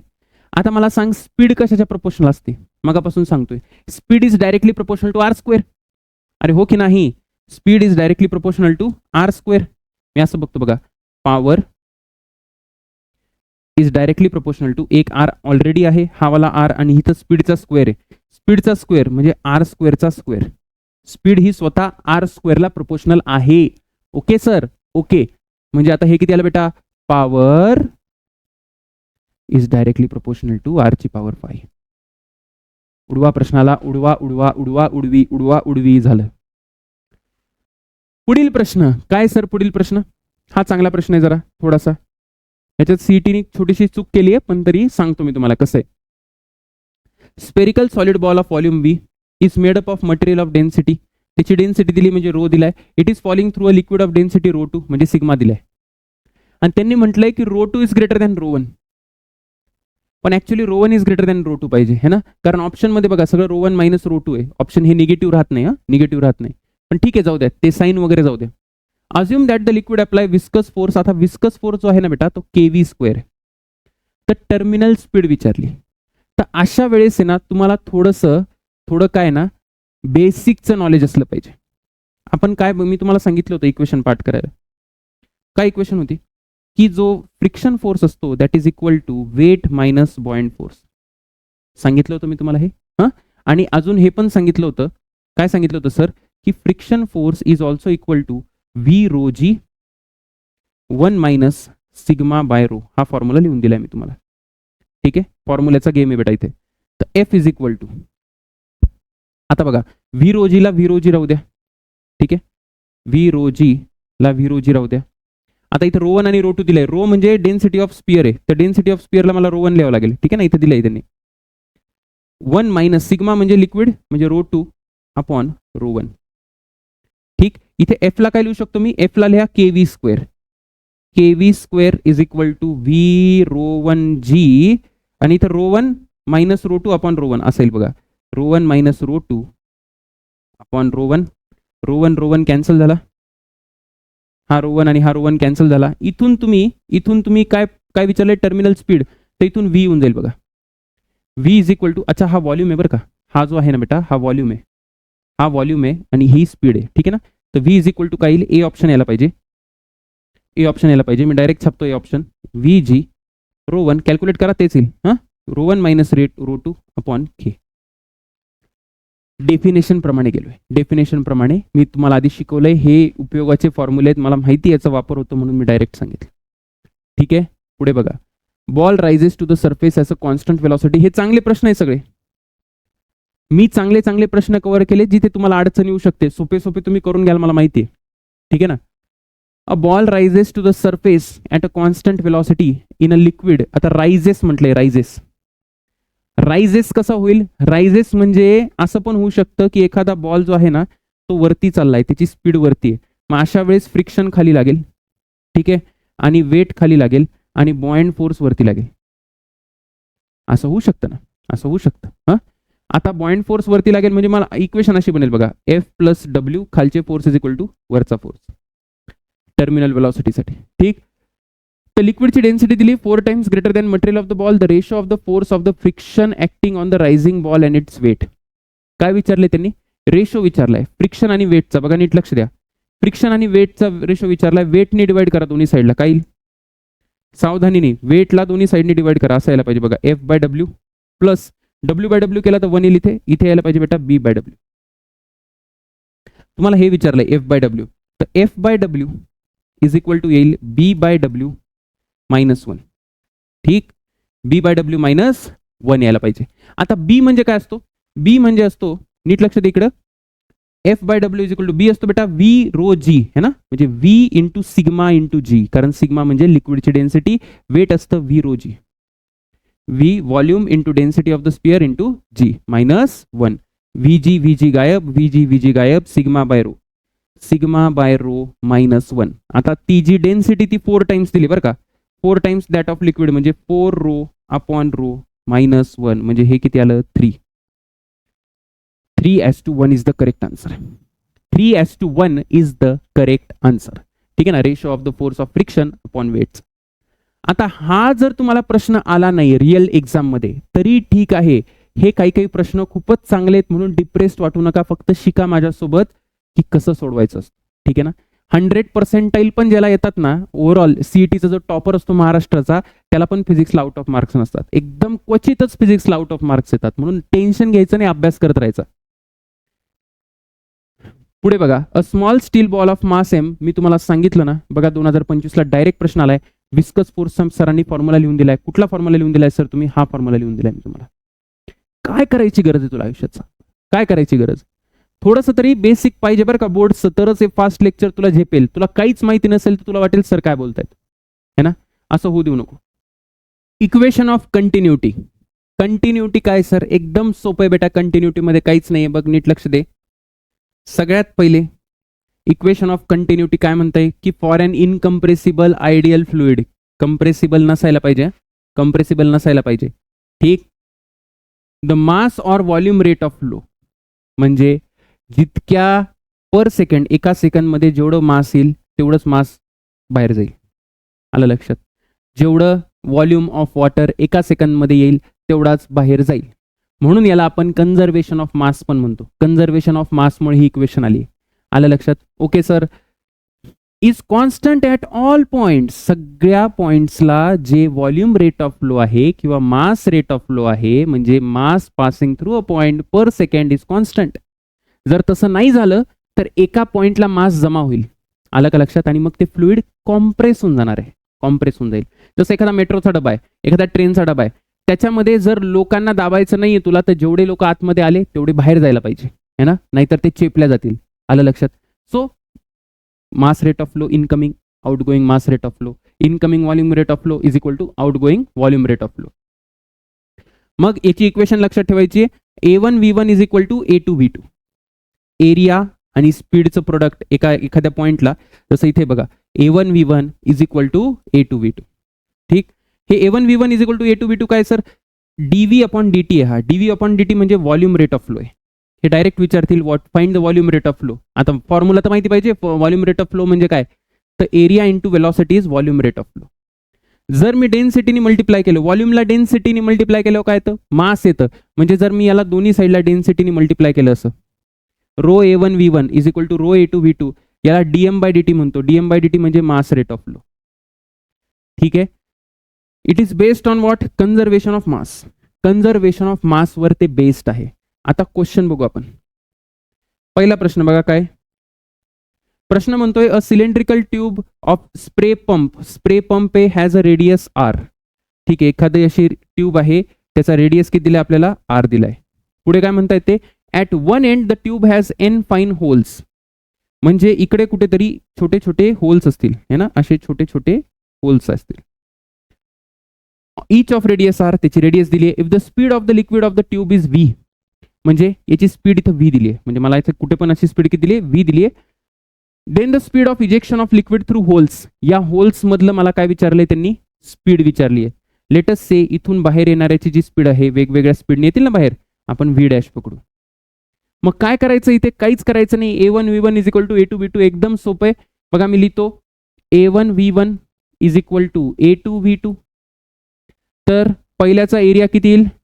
सिलेंडर येते म्हणजे πr स्क्वेअर, त्या ट्यूबचा एरिया, इंटू V1 म्हणजे v आलं, झालं, इज इक्वल टू आता याचा एरिया किती येईल? एरिया πr स्क्वेअर, कारण ते पण छिद्र आहे, होल आहे, म्हणजे πr स्क्वेअर येईल, πr स्क्वेअर. पण मला सगळ्यांचा एरिया घ्यावा लागेल, है ना, कारण सगळ्यांचं आपल्याला खूप सारे होल्स आहे ना, तिथून पाणी येईल, म्हणजे टोटल एरिया घ्यावा लागेल, म्हणून n नी मल्टिप्लाय केलंय मी. इंटू V2, बेटा इथून किती येतं बघ बरं? V2 इज इक्वल टू यायला पाहिजे sir VR square upon NR, upon N R square.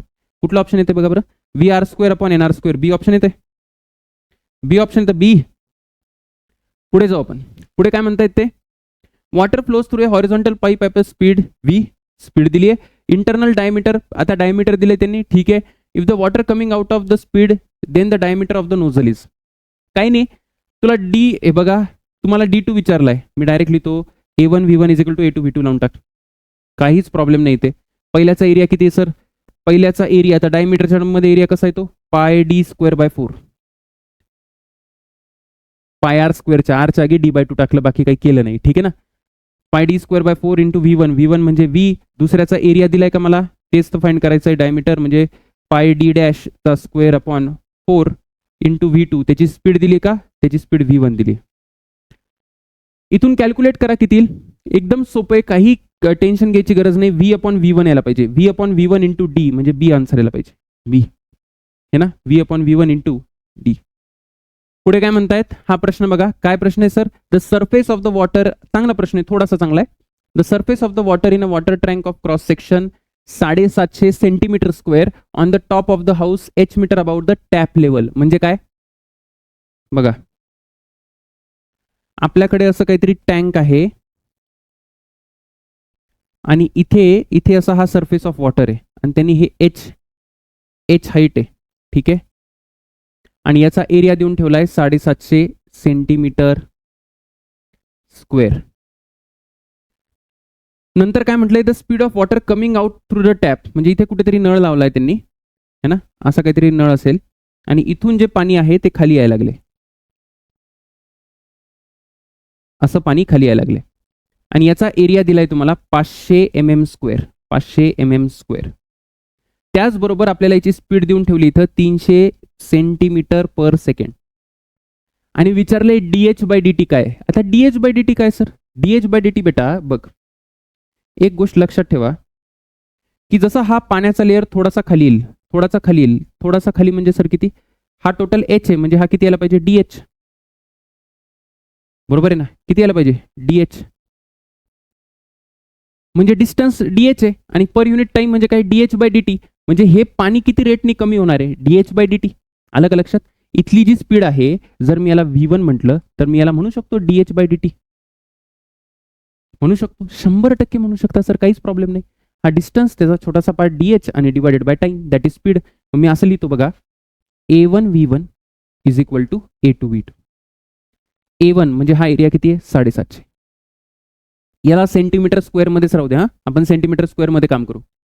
V1 मला माहिती नाही, dH/dt काढायचं आहे, इज इक्वल टू A2. आता A2 मिलीमीटरचा स्क्वेअर आहे, मिलीमीटर, तर मिलीमीटरचं सेंटीमीटर मध्ये करा, किती होतं, 1 millimetre is equal to 10⁻⁻1 centimetre असतं आणि त्याचा स्क्वेअर केला तर 10⁻⁻2 येणार आहे, म्हणजे असं येईल 500 इंटू 10⁻⁻2 सेंटीमीटर स्क्वेअर, ठीक आहे, इंटू V2 म्हणजे किती येईल बेटा 30. हे कॅल्क्युलेट करा, हे कॅल्क्युलेट करा, बघा आन्सर किती येतं. याला कॅल्क्युलेट केलं तर काय येईल, हे 500 आहे ना, आपण फक्त बघू की काय येतं, 1 2 3 4 काय इंटिजर मध्ये काय येतं, तर हे 5 आणि हे 15 आणि इथे 15 येईल, 15 म्हणजे 3/5 व 0.2, सो 2 आन्सर यायला पाहिजे, गॅरंटेड. एकदा चेक करून घ्या, कॅल्क्युलेशन करून घ्या, आन्सर यायला पाहिजे, आन्सर यायला पाहिजे, काही गडबड नको आन्सरमध्ये, ठीक आहे. फक्त कन्फ्यूज करायचा प्रयत्न केलाय. त्याच्यानंतर बर्नॉली इक्वेशन, महत्वाचा पार्ट आहे, इथून भरपूर क्वेश्चन येतात. काय सर बर्नॉली इक्वेशन, सोपं आहे बघा. सगळ्यात पहिले Bernoulli principle is based on law of conservation of energy, एवढं लक्षात ठेवायचं, ठीक आहे. तो फक्त एवढं सांगतो की लिक्विडची एनर्जी पर युनिट व्हॉल्यूम, काय म्हणतात सर तुम्ही, energy per unit volume is same at all points. लिक्विडची, आयडियल लिक्विडची एनर्जी पर युनिट व्हॉल्यूम काय असते, सेम असते. आता लिक्विडकडे 3 टाईपच्या एनर्जीज असतात, 3 टाईपच्या. कुठली एनर्जी, एक तर आपली कायनेटिक एनर्जी है ना, हाफ mv², तर मासला व्हॉल्यूमने डिवाइड केलं तर काय ते डेन्सिटी, म्हणजे हे आली हाफ ρv², हा कायनेटिक एनर्जीचा पार्ट आहे. हा कुठला पार्ट आहे सर, हा पोटेन्शियल एनर्जीचा पार्ट आहे, हा पोटेन्शियल एनर्जीचा पार्ट आहे. आणि हा कुठला पार्ट आहे, हा प्रेशर एनर्जीचा पार्ट आहे, ठीक आहे. डोकं नाही लावायचं सर हे काय असतं, काय सर कशासाठी असतं, हे सगळं याची वेळ गेली, आता फक्त आपल्याला फक्त एक्झिक्युशन करायचं आहे, मार्क्स पाडायचे, ठीक आहे ना. तर याला प्रेशर हेड म्हणतात, म्हणजे ही pressure energy per unit volume आहे ना, pressure energy per unit volume. हे काय बेटा, हे potential energy per unit volume, याला पोटेन्शियल हेड म्हणतात. त्याच पद्धतीने ही kinetic energy per unit volume, याला वेलॉसिटी हेड म्हणतात. ठीक आहे. तर pressure energy plus potential energy plus kinetic energy या तिघांची बेरीज आहे ना ती कॉन्स्टंट असते एका आयडियल फ्लुइडसाठी सगळ्या पॉइंटला. यालाच आपण बर्नौली थेरम म्हणतो. ठीक आहे. जसं आता बघा इथं कसं लिहायचं, तर या पॉईंटचं, या दोन पॉईंटला जर मला लावायची इक्वेशन तर कशी लावणार मी, तर या पहिल्या पॉईंटला प्रेशर P1 आहे तर मी इथं P1 लिहिलं, प्लस पोटेन्शियल एनर्जीसाठी आपल्याला हाईट लागते तर ही हाईट पकडली मी रेफरन्स लेवलपासून, तर ही हाईट काय H1 आहे, तर H1 इंटू रो जी ही झाली potential energy per unit volume, plus kinetic energy काय इथं हाफ रो इंटू V1 चा स्क्वेअर, हे झालं एवढं, इज इक्वल टू तसं इथे इथलं प्रेशर P2 प्लस इथली पोटेन्शियल एनर्जी, आता हे हाईट H2 आहे ना, इथली पोटेन्शियल एनर्जी आली एवढी plus kinetic energy per unit volume. हा बर्नौली इक्वेशन आहे, पण तुम्हाला लावून दाखवावं लागेल मला की कसं दाखवायचं आहे त्याला, है ना. बघा व्यवस्थित लक्ष द्या. बोर्ड्समध्ये आता हे तुमचं बोर्ड्सचं पण रिव्हिजन होऊन जाणार आहे. याचं ऍप्लिकेशन तुम्ही बघितलंय का की बरेचदा वादळ आलं तर घराचं छप्पर उडतं. का बरं उडतं सांगतो तुम्हाला. इथे आणि इथे या दोन पॉइंट्सवर जर मी बर्नौलीचं इक्वेशन लावलं तर काय होईल. इथे मी स्पीड वाढवली, इथे काय वाढवली सर तुम्ही, स्पीड वाढवली, कारण वारा आलं. स्पीड वाढवली म्हणजे कायनेटिक एनर्जी वाढली. आता कायनेटिक एनर्जी बघा इकडे लक्ष द्या, कायनेटिक एनर्जी वाढली पण हे सगळं कॉन्स्टंट पाहिजे ना. कायनेटिक एनर्जी वाढली म्हणजे कोणाला तरी कमी व्हायला लागणार आहे. कोणाला कमी व्हायला लागणार आहे सर, पोटेन्शियल एनर्जी कमी होईल का. अरे हाईट तर तेवढीच राहील ना रे, छप्परची हाईट तर तेवढीच राहील. छप्पर थोडी अजून सध्या काही झालेली छप्परला, पोटेन्शियल एनर्जीचा काही विषय नाही. मग प्रेशर, जर कायनेटिक एनर्जी वाढली तर प्रेशर कमी होतं. इथलं प्रेशर कमी झालं, इथलं प्रेशर कमी झालं, इथलं तर प्रेशर तेवढंच आहे कारण इथं कायनेटिक एनर्जीला काही फरक नाही पडला. म्हणजे इथं जास्त प्रेशर, इथे कमी प्रेशर, तर high pressure to low pressure force लागतो असा आहे ना. जास्त प्रेशर कमी प्रेशर म्हणजे प्रेशरचा डिफरन्स झाला आणि या प्रेशरच्या डिफरन्समुळे फोर्स लागतो आणि छप्पर वरती उडतं. आलं लक्षात, सिंपल. इथे पण तसंच आहे. इथे काय आहे सर, वर्किंग ऑफ ॲटोमायझर. ॲटोमायझर म्हणजे काय, पंप असतो बघा, पंप आपल्याकडे असतो ना. तुम्ही जर केस वगैरे कापायला गेला तर तिथं पंप वापरतात बघा, तो वाला पंप आहे है ना. किंवा त्यांनी सांगितलंय पेंट गन आहे, सेंट स्प्रे आहे, सेंटचा जो स्प्रे आहे फुकट सेंट वापरतो आपण, इन्सेक्ट स्प्रेअर आहे, हे पण बर्नौलीमुळेच आहे. तर काय होतं, तर आपण सगळ्यात आधी इथे पंपनी काय करतो ना, इथं पंपनी इथली स्पीड वाढवून टाकतो. पंप मारला मी, पंप मारून काय करतो आपण, स्पीड वाढवतो. स्पीड वाढवलं तर काय होतं, प्रेशर कमी होतं. बरोबर आहे, कारण सगळ्या गोष्टी कॉन्स्टंट राहायला पाहिजे. प्रेशर कमी झालं, जसं इथे व्हॅक्यूम क्रिएट झाला, इथे प्रेशर कमी झालं, इथे तर तेवढंच प्रेशर आहे, मग हे लिक्विड राईज होतं. हे लिक्विड काय होतं बेटा, राईज होतं है ना. स्पीड वाढवली with help of pump, pressure कमी झालं, लिक्विड राईज झालं. जेवढं कळालं तेवढं कळालं, नाही तर लक्षात ठेव, it is based on Bernoulli principle. That's it. निबंधने लिहायचं याच्यावर. Lifting up aeroplane. एरोप्लेनचा जो शेप असतो, पक्ष्यांचा जो शेप असतो, विंग्सचा, तो असा असतो बघा, असा. ठीक आहे ना. याला आपण म्हणतो एरोफॉइल. एरोफॉइल, एरोफॉइल एका पर्टिक्युलर शेप. असा का बरं नाही सर, असे का पक्षी म्हणजे असा का बरं शेप करू शकत नाही ते है ना. असं उडायच्या वेळेस त्याला जेव्हा खाली वरती डायनामिक लिफ्ट लागते ना, तेव्हा त्याला असंच करावं लागतं. असं का बरं, त्याचं कारण आहे, कारण असा शेप जेव्हा होतो एरोप्लेनचा किंवा पक्ष्यांचा म्हणा, तर ज्या स्ट्रीम लाईन्स असतात म्हणजे हवेच्या ज्या लाईन्स असतात ना, तर त्या वरती कॉन्सन्ट्रेटेड होतात, अशात जवळ जवळ येतात. जवळ जवळ येणे म्हणजे स्पीड वाढते बेटा है ना. वरती स्पीड वाढते, वरती स्पीड वाढते आणि ते स्पीड कमी असते. इथे क्राउडेड झाल्या ना म्हणून स्पीड वाढली. स्पीड वाढली, कायनेटिक एनर्जी वाढली, म्हणजे प्रेशर कमी झालं. प्रेशर कमी झालं, इथलं प्रेशर कमी, इथलं प्रेशर जास्त, म्हणजे वरती फोर्स लागतो. Higher pressure to lower pressure, यालाच आपण एरोडायनामिक लिफ्ट म्हणतो. ठीक, लक्षात राहील. तर हे सगळं मी एक्सप्लेनेशन दिलेलं आहे. डायरेक्ट प्रश्नाला जाऊ आपण. प्रश्न काय सर, क्वेश्चन म्हणतोय Bernoulli's theorem which of the following is conserved. सांगितलं मी तुम्हाला एनर्जी, मास कुठे कन्झर्व्ह आहे, इक्वेशन ऑफ कंटिन्युटी. ठीक. Pascal law is not applied in. Pascal law कुठे अप्लाय नाही होत, हायड्रॉलिक जॅक, प्रेस आणि ब्रेक्स मध्ये होतो, ॲटोमायझर मध्ये होत नाही. पास्कल लॉ सांगेल शेवटी. ठीक. ॲटोमायझर आत्ता बघितलं आपण ना, ॲटोमायझर बघा इथे लिहिले. ॲटोमायझर कुठे दिलं, हे वर्किंग ऑफ एन ॲटोमायझर, हे बर्नौलीचं प्रिन्सिपल आहे. Two light balls are suspended as shown in the figure. हे एक्सपेरिमेंट पण करून बघितलं असेल की दोन कागद असतात, दोन कागद, त्या कागदाच्या मध्ये जर तुम्ही हवा मारली, अशी हवा मारली तर ते कागद एकमेकाच्या जवळ येतात का जवळ. असं म्हणतात जर जोरात गाडी गेली ना, दोन गाड्या चालल्यात, दोन बाईक चालल्यात आणि जोरात मधून जर गाडी गेली त्यांच्या है ना, तर त्या बाईक जवळ येतात. का बरं सांगतो. त्यांनी सांगाल steam of air passes through the space. 2 light balls आहे, इथून जर खूप जास्त हवा गेली, अशी हवा गेली म्हणजे इथली कायनेटिक एनर्जी वाढली. कायनेटिक एनर्जी वाढली म्हणजे प्रेशर कमी झालं. इथलं प्रेशर कमी झालं बेटा, इथलं प्रेशर काय झालं सर, कमी झालं. म्हणजे आतलं प्रेशर जर कमी झालं, हे प्रेशर कमी झालं, इथलं तर तेवढंच आहे. Higher pressure to lower pressure चिपकतात ते, है ना. म्हणजे काय येईल, डिस्टन्स काय होईल, डिक्रीज होईल. Distance between the balls will decrease. त्याच्यानंतर पुढे काय, the wind speed 50 metre per second blows parallel to the roof of house, है ना. म्हणजे आता इथं व्ही दिलाय, area of the roof area देऊन ठेवलाय. Assume that the pressure inside the house is atmospheric pressure. Atmospheric pressure किती असतं, 10 to the power 5, 10 to the power 5 newton per metre square. Density दिली आपल्याला, magnitude of force exerted by the wind on the roof will be. कसं करायचं सांगतो, नीट लक्ष दे. बघा हे असं घर आहे आपलं, ठीक. तर आता काय काय आपल्याकडे वरचं प्रेशर दिलंय का, नाही आज काहीच दिलेलं नाहीये. ठीक आहे, काही घर घेणं देणं नाहीये. मी असं म्हणतो पॉईंट नंबर 1 आणि पॉईंट नंबर 2. बघा P1 plus half rho V1 square is equal to P2 plus half rho V2 square. Sir तुम्ही पोटेन्शियल एनर्जी खाऊन टाकली. बेटा यासाठी खाल्ली पोटेन्शियल एनर्जी कारण दोन्ही साईडला तो एच कॅन्सल होऊन जाईल, कारण या दोघांच्या हाईटमध्ये फार डिफरन्स नाही आहे. एक रूफच्या जस्ट खाली आणि रूफच्या जस्ट वरती तर हाईट सेम आहे, ठीक.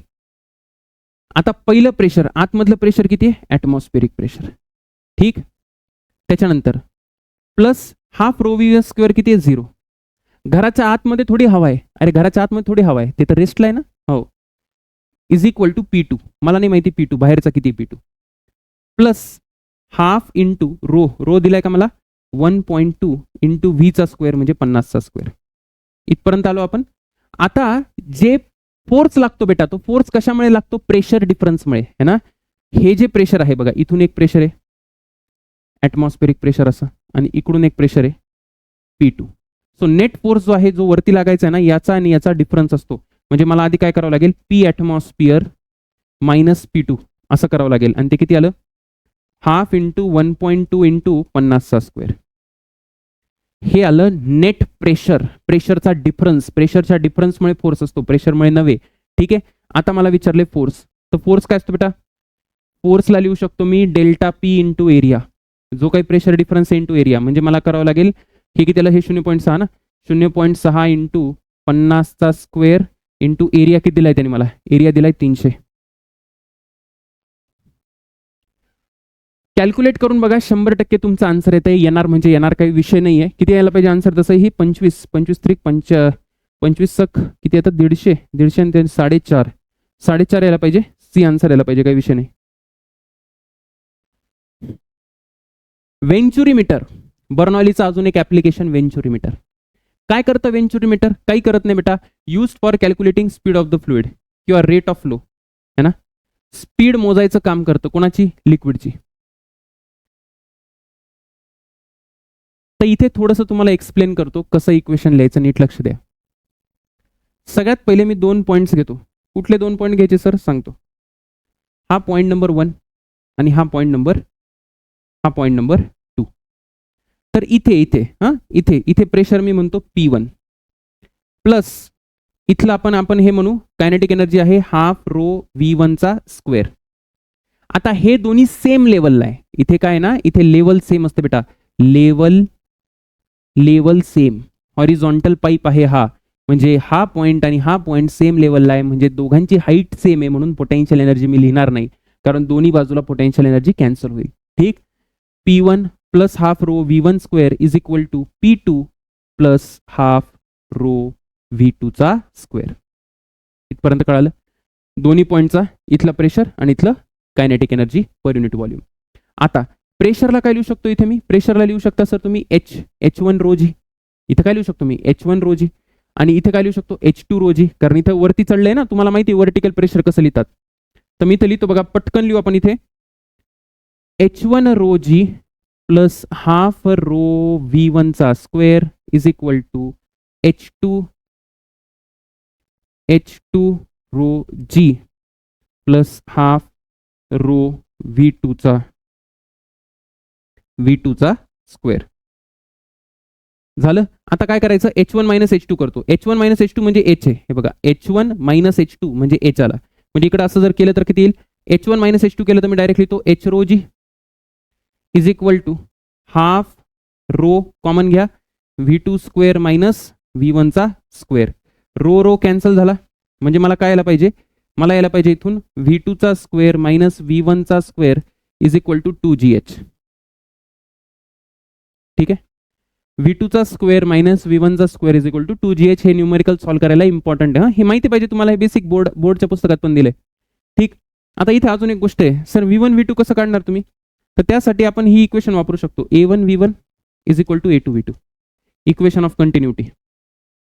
तर काही नाही करायचं, V1 च्या जागी A2 V2 आपण A1 जर टाकला, ठीक आहे, तर इथून आन्सर येऊन जाईल.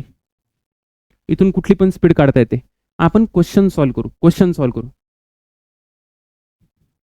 वेंचुरीमीटर कशाला यूज करतात म्हणताय, वेंचुरीमीटर इज यूज टू, कशाला यूज करतात, measure what, measure the flow of liquid, rate of flow of liquid.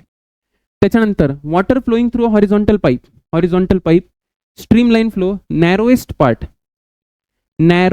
पार्टला काय होतं, नॅरोएस्ट पार्टला बघा हा नॅरो पार्ट आहे, नॅरो पार्टला स्पीड वाढेल का बरं, एरिया कमी झाला तर स्पीड वाढते. A1 V1 is equal to A2 V2. मोठा एरिया छोटी स्पीड, छोटा एरिया मोठी स्पीड है ना, कारण A1 V1 चं प्रोडक्ट काय पाहिजे, कॉन्स्टंट पाहिजे.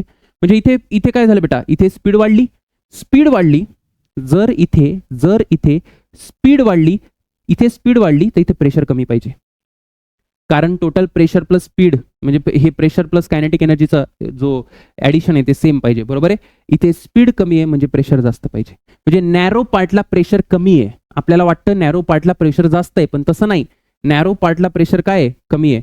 तर मी काय म्हणतो इथे, नॅरोएस्ट पार्टला both pressure and velocity are minimum, नाही, बोथ प्रेशर नाही, प्रेशर इज मॅक्सिमम नाही, velocity is maximum and pressure is minimum. आलं लक्षात, बोर्डच्या पुस्तकात लिहून दिलंय, सुंदरपणे वाचा आणि खुश राहा. At 2 points on a horizontal tube of varying cross section, बघा त्यांनी रेडियस देऊन ठेवलाय मला, ठीक आहे, वेलॉसिटी देऊन ठेवली आहे, अच्छा velocity V1 and V2, pressure difference between those point is 4.9 centimetre of water. P1 minus P2 H दिलाय, कुठला H म्हणताय, हे दिले बघ, कुठे गेला तो P1 मायनस P2 मी लिहिलं होतं ना, हा जो P1 मायनस P2 आहे ना बेटा, P1 मायनस P2 यांच्यातला जो प्रेशर डिफरन्स आहे तो H च्या टर्म मध्ये दिलाय, हा H देऊन ठेवलाय त्यांनी. तर H देऊन ठेवलाय आणि काय विचारलंय, value of V2 square minus V1 स्क्वेअरचा रूट इज. तर आता आपण इक्वेशन बघितली, काय इक्वेशन बघितली, इकडे बघा ही इक्वेशन बघा, V2 square minus V1 square is equal to 2GH, हेच काढलं होतं ना आपण. तर इथे लिहितो मी V2 square minus V1 square is equal to 2GH. ठीक, आता V2 स्क्वेअर मायनस V1 स्क्वेअरचा त्यांनी काय सांगितले, रूट सांगितले. ठीक आहे, दोन्ही साईडला रूट घेऊन टाकू, एवढं काही नाही. आता पुढे काय आहे, तर P1 मायनस P2, ठीक आहे, मग हे किती यायला पाहिजे, अंडर रूट ऑफ 2 इंटू जी ची व्हॅल्यू किती आहे, 980, सगळं सेंटीमीटर मध्ये टाका, 980 इंटू H किती आपल्याकडे, H आहे 4.9, हे किती येणार आहे, 4.9 इंटू 2 म्हणजे येते 9.8 है ना, 9.8 आणि हा 98 म्हणजे हे यायला पाहिजे 98 आणि 98 चा रूट म्हणजे 98, 98 आन्सर यायला पाहिजे 100%. कुठे गेलं, 98 सेंटीमीटर पर सेकंड. किती वेळ लागला प्रश्न सॉल्व्ह करायला, किती वेळ लागला, एकदम थोडा लागला. हा, फक्त व्यवस्थित करा, काहीही बघा रेडियस फिडियसची काहीच गरज नव्हती, उगाच त्यांनी आपल्याला येड्यात काढायला दिले बेटा, काहीही गरज नाहीये. Okay sir. Water of density rho flows steadily through a horizontal pipe of variable cross section. The pressure P at a point where flow of speed pressure दिली, speed दिली. Pressure at another point of pipe in the same horizontal level having the flow speed is 2V. आता त्यांनी pressure विचारलंय बघा, मगाशी जसं लिहिलं होतं pressure विचारलं बेटा, हाईट वगैरे दिले नाही, P1 plus half rho V1 चा square is equal to P, इथे काय येईल P2 plus half rho V2 चा स्क्वेअर, बरोबर. आता इथे काही करायचं नाही आपल्याला, इथे डायरेक्टली तुम्ही P1, तर P1 किती दिले, P दिले plus half into rho into V किती आहे, व्ही दिलाय का, व्ही दिलाय, व्हीचा square is equal to P2 मला माहिती नाही, plus half into rho into इथे 2V दिले. मला सॉल्व्ह करून टाका. किती यायला पाहिजे, हा 4 यायला पाहिजे ना, 4. तर 1 मधून 4 गेला तर 3 मायनस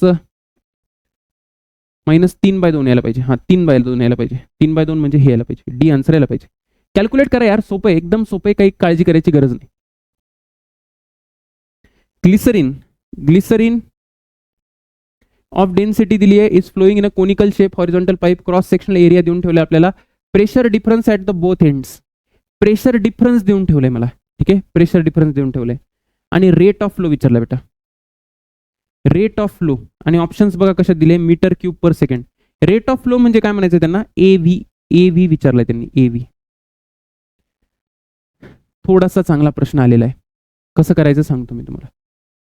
सगळ्यात पहिले तुम्ही काय करा, आपण ती इक्वेशन लिहू. काय इक्वेशन होती बघा, मग अशीची इक्वेशन, ही वाली जी इक्वेशन आहे, P1 मायनस P2, याला इकडे घेऊ आपण, P1 minus P2 is equal to, मी लिहितो इथे, P1 minus P2 is equal to half rho V2 square minus V1 square, है ना. जर इथे हाईट दिलेली असेल तर हाईट लिहायची, मग इथे 2GH वगैरे येऊन जातं, त्याचा विषय नाही, पण हाईट दिलेली नाही मला.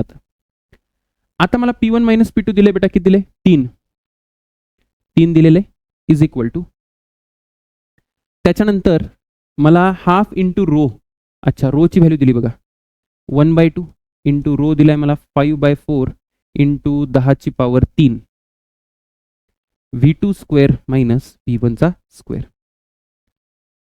आता इथे एक गोष्ट आहे, काय गोष्ट आहे सर, की V2 आणि V1 आहे ना, तर मला एक कोणीतरी फाइंड करावं लागेल, कारण मला एरिया माहिती आहे, मला स्पीड पाहिजे आधी, स्पीड. तर मी काय करतो, आधी ही इक्वेशन वापरतो. कुठली equation, A1 V1 is equal to A2 V2. तर मी कुठल्याही एकाच्या टर्म मध्ये लिहितो. सपोज मला V2 पाहिजे, तर V2 ला काय लिहू शकतो मी, V2 is equal to A1 V1 upon A2. आता A1 पहिला एरिया किती दिलाय बघा, एरिया किती दिलाय, पहिला दिलाय 10 है ना, both ends is 10 into V1 upon 5, म्हणजे V2 आला 2V1 आला का, V2 ला 2V1 टाका बरं, काय येते, V2 ला काय टाकायचे, 2V1 टाका. तर 3 इज इक्वल टू 5/8 इंटू 10ची पॉवर 3. V2 ला जर तुम्ही 2V1 टाकलं तर हा 4 येईल, 4 मधून एक गेला तर 3 V1 स्क्वेअर, 3 नी 3 कॅन्सल झाला. इथून काय यायला पाहिजे, इथून यायला पाहिजे मला 8/5 बघा असेल, 8/5 इंटू 10ची power -3 is equal to V1 चा स्क्वेअर. V1 यायला पाहिजे याचा रूट, 8/5 म्हणजे असतं 1.6 इंटू 10⁻³ म्हणजे याला असं लिहू शकतो आपण. कसं लिहू शकता सर तुम्ही, याला लिहू शकतो आपण 10⁻, बघा याचा रूट जर तुम्ही घेतला तर कसं येईल, याला लिहा तुम्ही, याला असं लिहू आपण 0.0 किंवा आपण असं लिहू शकतो याला 16 इंटू 10⁻⁴. ठीक आहे, याचा रूट घेतला तर किती येईल, चांगला प्रश्न आहे बाबा, ओनली फॉर टॉपर्स ना, रडू नका, only for toppers. V1 is equal to 4 into 10⁻², 10⁻². V1 आला ना, V1 आलेला आहे. V1 किती आला आहे सर, 4 इंटू 10⁻². आता काही नाही करायचं, आता A1 V1 पाहिजे. रेट म्हणजे काय, A1 V1 किंवा A2 V2 काही चालेल. V1 आहे माझ्याकडे म्हणून A1 V1 लिहिलं. तर A1 किती बेटा, A1 कुठे गेला माझा, A1 10 इंटू 10ची पॉवर -4 है ना, याची कशामध्ये सर, मीटरमध्ये करून घेतलं त्याला, इंटू 4 इंटू 10ची पॉवर -2, किती यायला लागले, 10ची पॉवर -6 म्हणजे -5, 4 इंटू 10ची power -5 metre cube per second. कुठं आलं रे बाबा, मीटरची पॉवर 4 दिले, सीईटीने काय करायला लागले की सीईटी मीटरची पॉवर 4 येणार नाही ना, आपल्याला rate of flow of volume पाहिजे, तो व्हॉल्यूम आहे बेटा. इथं फक्त कॅल्क्युलेशन बघून घ्या, हे सगळं बरोबर आहे, हे ए आन्सर यायला पाहिजे. सीईटीने काय केलं मला माहित नाही, युनिट चुकीचं आहे, बाकी न्यूमेरिकल तर सेम आहे. पुढे बघा, at two points on a horizontal tube of varying cross section, velocities of the fluid are V1 and V2. Pressure difference दिलेला आहे, ठीक आहे. Value of V2 square minus V1 square येईल, हे डायरेक्ट येईल, डायरेक्ट है ना. आता मी तुम्हाला सांगितलं की नाही, आपण लिहिलं होतं बघा 2GH is equal to V2 square minus V1 square. हे सर तुम्ही लिहून दिलंय का हाईटच्या टर्ममध्ये? कुठे लिहून दिलंय? कुठे लिहून दिलंय बघा. हे बघा, हे हाईटच्या टर्ममध्ये हा फॉर्म्युला आहे. फॉर्म्युले आपल्याकडे सगळे है ना, आपल्या बंदुकीत सगळ्या गोळ्या आहेत. जे विचारलं ते फक्त त्या याचा रूट विचारला आहे, तर √2GH येऊन जाईल. कुठे गेलं ते? हे पुढे काय विचारलंय? तर horizontal pipeline carries the water of streamline flow at a point along the where the cross sectional area देऊन ठेवलाय मला. पुढे काय दिलंय? वेलॉसिटी देऊन ठेवली आहे. अँड प्रेशर पण देऊन ठेवलंय. The pressure of the water at another point where the cross sectional area, तिथला एरिया देऊन ठेवलाय. ठीक आहे, एकदम सोपं आहे बेटा. काय करायचं, फक्त एक लक्ष दे. इथं तुला वाटत असेल की सर त्यांनी स्पीड नाही दिली, स्पीड दिलेली आहे. कसं दिलेली आहे? इथं A1V1 लाव. बघा मी तुम्हाला हिंट देतो. A1V1 म्हणजे 10 centimetre square into 1 metre per second. हा झाला A1V1 इज इक्वल टू, दुसरा मला माहिती नाही ना, 5 सेंटीमीटर स्क्वेअर इंटू V2. इथून V2 आला. V2 किती आला? 0.5 मीटर पर सेकंड. V2 आला तुला? V2 आला आणि तुला काय विचारलंय? प्रेशरच विचारलंय ना रे. प्रेशर विचारलंय, मग ती इक्वेशन वापर. कुठली इक्वेशन? मी लिहून दिली बघा. P1 minus P2 is equal to half rho V2 चा स्क्वेअर मायनस V1 चा स्क्वेअर. याच्यात व्हॅल्यू टाक बेटा. आन्सर यायला पाहिजे, 100% आन्सर यायला पाहिजे. ठीक. त्याच्यानंतर स्पीड ऑफ इफ्लक्स. ठीक आहे, एकदम सोपा पार्ट आहे हा. याच्यात काहीच नाहीये, डायरेक्ट फॉर्म्युलेत. की टॉर्सेली नावाचे एक शास्त्रज्ञ होते. त्यांनी काय केलं? त्यांनी हे ऑब्झर्व केलं की जर आपण पाण्याच्या टाकीतून किंवा एखाद्या लिक्विडच्या टाकीतून जर खाली होल केलं है ना, इथे कुठे पण करू शकतो, आणि तिथून जे लिक्विड खाली येतं, तर त्याची जी स्पीड असते ना, त्याची स्पीड तीच असते जी एका बॉलला आपण वरून फेकल्यावर खाली आल्यावर जी स्पीड होते, म्हणजे √2GH. बस तेवढंच आहे. फक्त इथे फॉर्म्युले महत्वाचे आहेत. तर इथे काय काय माहिती पाहिजे तुला? इथे बघ, हा जो एरिया आहे, कसला एरिया सर? या टँकचा एरिया. याच्या वरचा सरफेसचा A1 आहे. हा खालच्याचा एरिया किती आहे? A2 आहे. ठीक. तर निश्चितपणे इथली स्पीड कमी असेल. A1V1 is equal to A2V2. इथला एरिया मोठा तर स्पीड कमी, इथे स्पीड जास्त, एरिया छोटा. तर ऍक्च्युअल मध्ये जो फॉर्म्युला आहे स्पीडचा, इथून येणाऱ्या स्पीडचा जो फॉर्म्युला आहे तो आहे V2 is equal to A1 √2GH upon √A1 चा स्क्वेअर मायनस A2 चा स्क्वेअर. हा रिअल फॉर्म्युला आहे, बोर्डच्या पुस्तकात पण दिलाय. पण आपण काय अज्युम करतो इथे? आपण हे अज्युम करतो की जो माझा A1 आहे, A1 म्हणजे हा वरचा जो एरिया आहे ना, तो फार मोठा आहे ॲज कम्पेअर टू A2. मग हा जर मोठा असेल ना, तर A1 square minus A2 square म्हणजे A1 स्क्वेअरच येईल. समुद्रामधून जर नदी मायनस केली तर समुद्रच येतं, बरोबर आहे. म्हणजे हा A1 चा स्क्वेअरचा रूट म्हणजे A1 झाला. A1 कॅन्सल आणि √2GH आला. सो आपण A1 ग्रेटर दॅन A2 जेव्हा पकडतो त्यावेळेस मला डायरेक्ट असा फॉर्म्युला येतो, V is equal to √2GH. Approximated formula आहे. मी तुम्हाला हा का सांगितला? कारण CET कधी विचारू शकते तुम्हाला. सो सावध राहा तुम्ही. ठीक. त्याच्यानंतर इथे काही फॉर्म्युले माहिती पाहिजे. इथे फॉर्म्युले खूप महत्वाचे आहेत. तर इथून जे पाणी, आता हे हाईट कुठली असते? √2GH मध्ये H काय? H इथून घेतो का आपण? नाही. H म्हणजे वरती किती पाणी आहे. इथून जर पाणी येत असेल ना, तर याच्या वरती बघायचं. याच्या वरती किती हाईट आहे पाण्याची, दॅट इज H. सो हे किती आलं? √2GH ही स्पीड आली. त्याच्यानंतर जे पाणी बाहेर येईल, पाणी बाहेर आल्यानंतर काय होईल? हॉरिझॉन्टल वेलॉसिटी असेल, असं पाणी बाहेर येईल, म्हणजे ते असं पडेल, प्रोजेक्टाईल मध्ये जाईल. तर त्याची रेंज विचारतात, रेंजचा फॉर्म्युला विचारतात. तर रेंजचा फॉर्म्युला काय? रेंजचा फॉर्म्युला आहे 2 into √H into H minus H. आता H आणि इंटू H मायनस H काय? ही हाईट, वरची हाईट अपॉन खालची हाईट. झालं. वरचा डिस्टन्स अपॉन खालचा डिस्टन्स. परत एकदा फॉर्म्युला कसा पाठ कराल? R is equal to 2 √H into H minus H. 2 part राहील. अंडर मध्ये काय? वरची हाईट अपॉन खालची हाईट. झालं. हा रेंजचा फॉर्म्युला आहे. रेंज कधी मॅक्सिमम असते? रेंज तेव्हा मॅक्सिमम असते जेव्हा एकदम मधोमध पासून पाणी पडतं. म्हणजे इथे कुठेतरी छिद्र केलं आणि तिथून जर पाणी पडेल तर सगळ्यात जास्त डिस्टन्स कव्हर होईल, म्हणजे सगळ्यात जास्त रेंज कव्हर होईल. H is equal to capital H/2. नीट आणि जेईला हे फॉर्म्युले आहे. मी तुम्हाला यासाठी सांगतोय कारण CET सध्या थोडे विचारायला लागलेत प्रश्न, थोडे. त्यानंतर टाइम. हा कसला टाइम आहे सर? हा तो टाइम आहे जो टाकी रिकामी करायला गेल. सपोज जर मी म्हटलं की जर मी खाली काय केलं, किंवा इथं कुठेतरी इथं होल केलं सपोज ना, आणि मला जर कोणी विचारलं, काय विचारलं की ही इथून तर इथपर्यंत पाणी रिकामं व्हायला किती वेळ लागेल? ठीक. तर अशा वेळेस त्याचा फॉर्म्युला काय? त्याचा फॉर्म्युला आहे √HF मायनस HI, म्हणजे final height minus initial height. ठीक. फायनल हाईट म्हणजे हाईट कुठली आता ही हाईट, ठीक आहे.